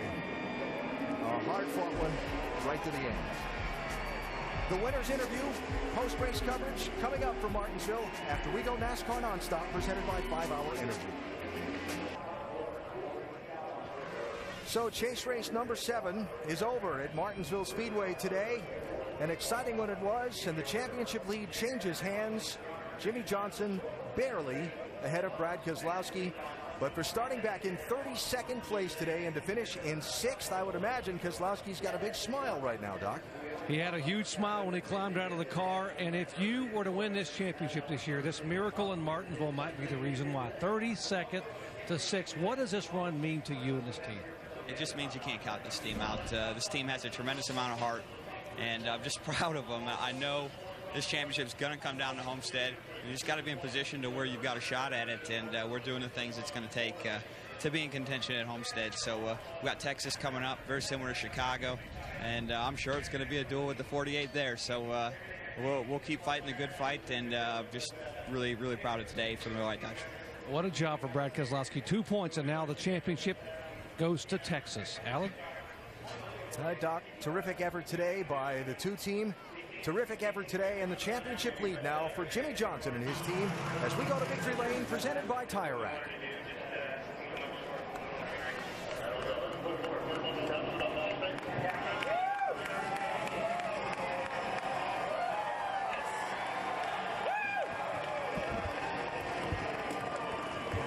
And it's a red Gatorade bat for Jimmie Johnson. First win in the chase this season. And Jimmy, you told us pre-race this was going to be the day that you guys would capitalize and you would walk out of here in championship form. You're now the point leader by 2 points. What got it done today? Just a great race car. I think we've also learned a lesson here in the past, not pitting late, and that certainly came into play, and we made the right decision there. But it's so I'm so torn with emotion right now. Winning here, I'm so happy to be in the points lead, but I can't help think of all the people that were on and 501 RH a few years back. I also can see in my car, Rick rode in here, Todd Rose passed away recently, and I certainly want to mention him as well. But he's ecstatic about the win today, ecstatic about the points lead, but this is no cakewalk. These guys are bringing their best each and every week, and we got to keep working hard to keep the slow Chevy up front, and we're in good shape. A lot of emotion, certainly, but I want to know what you were thinking, knowing how far back Brad Keselowski started on that last restart, to know he was ahead of you and opted to stay out. Yeah, I felt like it was going to be a problem for him. I mean, we've been there before and have stayed out and got beat. I expected him to drop a little further back, so with only a 2-point margin on him, he must have stayed, up in the top 5 somewhere. But, you just can't count out good race teams. And when you get to the playoffs, it doesn't matter what sport it is, teams step up and show what they're made of. And we've seen a lot of teams do it this chase. Our team came out on top today, and a few more races doing that. We should be in good shape. Jimmy, normally your wife, she watches back in the bus with the baby. Today, the baby wasn't here. She was on the box. Was she the lucky charm? I think so. She was at a wedding yesterday with some great friends, and I got here just before the race started without our daughter. I know Edie's watching at home, so honey, can't wait to get home. Can't wait to get home and see you. And this is a cool day. I wish my daughter was here, but Shani made it, and we're gonna have a nice drive home tonight. All right, 3 races to go. Jimmie Johnson is your current points leader, and his wife Shani is in victory lane.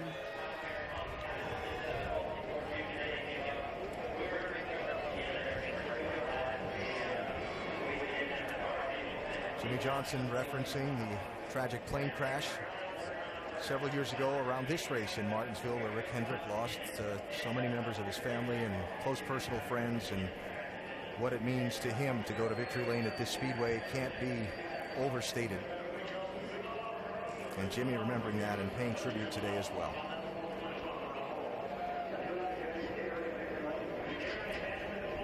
So the victory for Jimmie Johnson.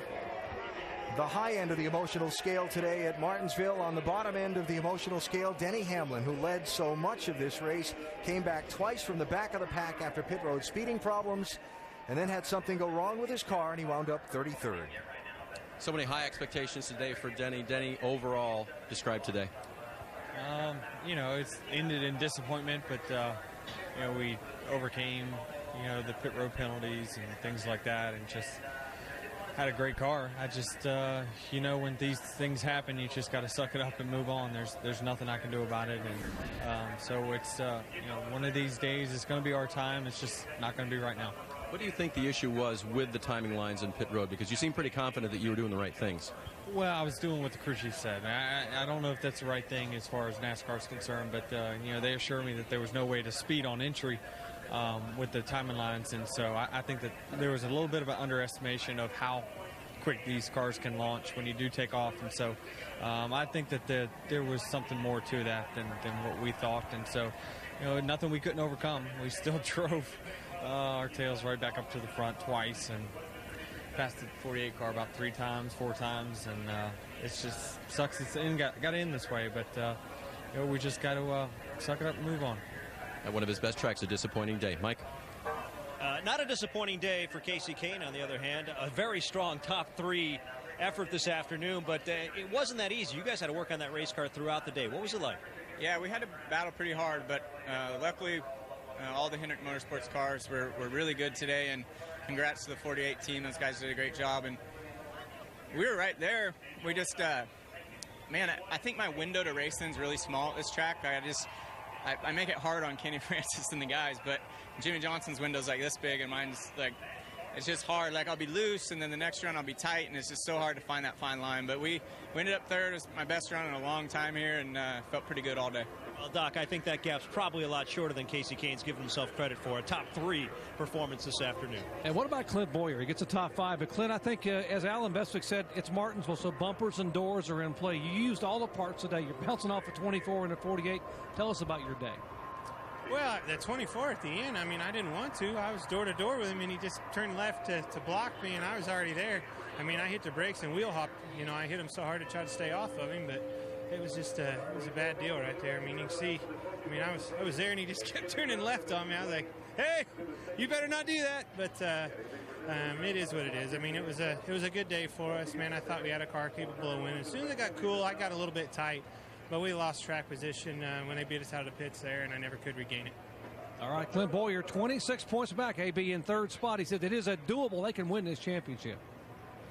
Well, 3 races to go, Doc, with that gap to make up for Clint Boyer. And we look ahead now, those final 3 races at Texas Motor Speedway next weekend, then on to Phoenix and Homestead Miami Speedway. Hope you'll join us at the track at NASCAR.com/tickets or the number at the bottom of the screen. After the way last year's chase played out, how could you ask for more with 2 drivers essentially tying in points and the tiebreaker for most wins coming to play at the end of the night in Homestead? We got 2 guys separated by basically 2 positions on the racetrack with 3 races to go. And my overriding thoughts on the day are the performances of those top 2 in the championship, Brad Keselowski and Jimmy Johnson. Yeah, I think both came in here with the expectations of what they needed to do, and I believe both of them left very satisfied with what they did. We heard both of them talk about what they expected. Jimmy Johnson, we do expect greatness and excellence here. They did that today, but I think Brad Keselowski is the performer today. Stay out of the trouble that he did and get himself in position. Yeah, I talked to Paul Wolf, crew chief, before the race. He said if they finish in the top 10 and leave here and within 10 points of Jimmy Johnson, they feel like they are still solidly in this. Well, they've done better than that. I think it was a turning point for them. I think this is going to be a defining moment if they do win the chase. It's going to be tough, though. Jimmy Johnson is going to be a hard guy to beat down the stretch. Brad alluded to Chicagoland, the opening race in the chase. Remember, that's where they went head-to-head for the win, with Keselowski just edging Jimmy coming off the pit lane on that last stop. Sets up for some great drama for these final 3 races as Jimmy celebrates in victory lane today, and Brad Keselowski winds up with a 6th place finish. Kyle Busch was the runner-up today. Let's go to Mike Massaro. And a hard-fought effort by Kyle Busch comes up just about a car length short. Gave it everything you had. Take me through that final lap.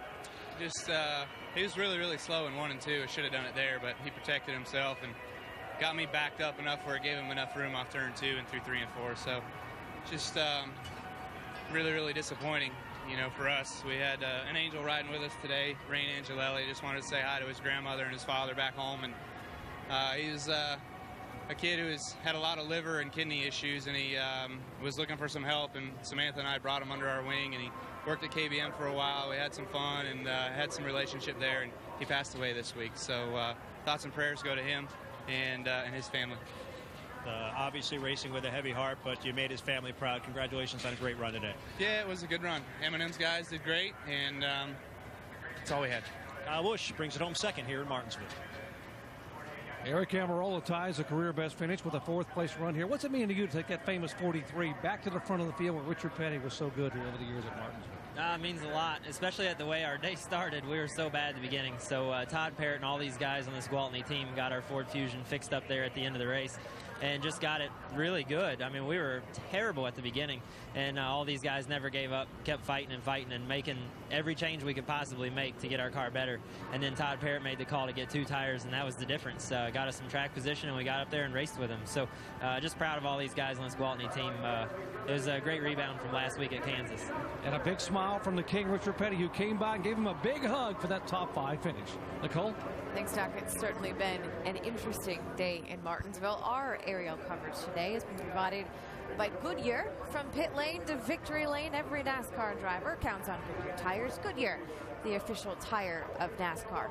Coming into the day, we had said we thought Brad Keselowski would not leave this track as the points leader. You all thought it would be Jimmy Johnson, but I would like to go out on a limb and say no one thought Denny Hamlin would leave the day, no longer a factor in this championship. No, we thought that Denny Hamlin, as a matter of fact, I thought Denny Hamlin would make up a little room and he and Jimmy Johnson would separate themselves from the rest of the field, including Brad Keselowski a little bit. But boy, a catastrophic day as far as Denny Hamlin and that race team is concerned, as far as winning a championship. I think they may have just taken themselves out of a championship. Well, Brad, you know, we've talked about this a lot.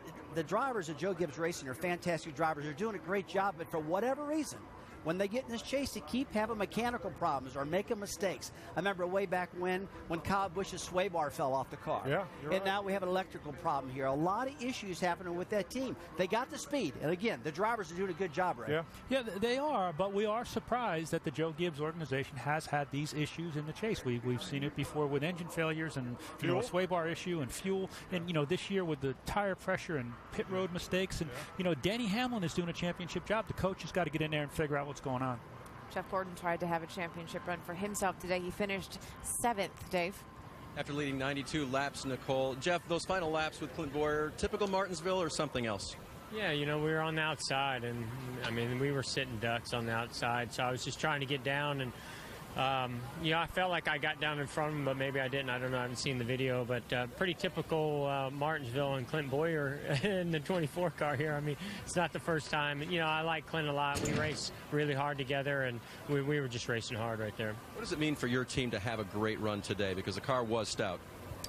Yeah, it was really, really strong, especially the first half, and that meant a lot, to me and this team and to our sponsors, Pepsi Max and Drive In Hunger and DuPont and, Quaker Say, everybody that makes such a great effort. And this team made an amazing effort. The pit stops were great. The car was dialed in. We lost, I don't know, I think we wore the left rear tire out or something on that real long run, and it started getting extremely loose. And we made a nice comeback from there, and the last thing we wanted was to be on the outside in those last 2 restarts, and we were, and it cost us. Track position and that left rear tire. We talked about it earlier today, guys. We just heard earlier from Kyle Busch and Eric Almirola as well, 2 non-chase drivers not in the top 10, but also point out Brian Vickers in 8th, and Bobby Labonte, Brad, your driver, with the best finish of the year for that 4017. Yeah, Bobby did a great job, and Bobby Hutchins, who's come over this year to help us, has done some great things over the past several weeks. Very excited, but we got to build on that. Got to get better. Can you imagine what he could do if he had an owner? That's exactly right. That is the You truth. had to go there. You had to stir the pot again. He needed that. Nicole, I tell you, another driver I've been looking at throughout the race I thought was very impressive was Clint Boyer. He looked so good out there, led a lot of laps, 150 laps led Had today. A strong day. He's probably disappointed with that 5th place finish because he really had a better car than that. Let's look ahead to Texas because that is what's next on the schedule. As Brad Keselowski mentioned earlier, it is very similar to what we saw earlier this year in Chicago. What are you expecting? What's good about this chase? We had a great battle last year between 2 guys. Forks or no forks, we got a great battle this year between 4 guys left. Yeah, these guys have all got wins at Texas. Yeah, right? Maybe not Clinton. Well, you're looking at now 1.5-mile programs. You're looking at the best of the best in the Hendrick cars. You're going to have to beat that guy when we go to Texas without question. And talking about Texas, that is a super fast 1.5-mile racetrack, extreme speeds there. And it's not like the rest of the 1.5 miles. It's not like Kansas City we just came from or like Charlotte. It's its own style racetrack, so it's going to be quick. Top 2 drivers in points separated by 2 points. If you are Brad Keselowski, what do you take from today? Oh, he won. The 48 car needed it. He won. Obviously, the 2 car, they just couldn't screw up. They had to survive. That good run, they had only 2 points behind. Hey, they need to consider that a great run for them today after where they qualified 32nd. And made it all the way up to 6. Cool. 3 to go. We'll see you next weekend from Texas. It's the NASCAR Nationwide Series Saturday night on ESPN. Of course, we're back Sunday with the Cup Series race from Texas. It's SportsCenter coming up next with more coverage from right here in Martinsville. Show me a busted up race car and I'll show you a winner. The machine may start clean enough, but by the end of the day, you got to get a little dirty. Because at Martinsville, the quarters are tight. And with 4 races left in the chase, you got to work a little overtime. So roll up those sleeves and get ready to run close and get dirty. Win and championship lead to Jimmy Johnson at Martinsville. This copyrighted telecast may not be reproduced, retransmitted, or used in any form without the authorized written consent of NASCAR Broadcasting. NASCAR would like to thank all of our loyal fans for your continued support, and we hope you enjoyed today's broadcast.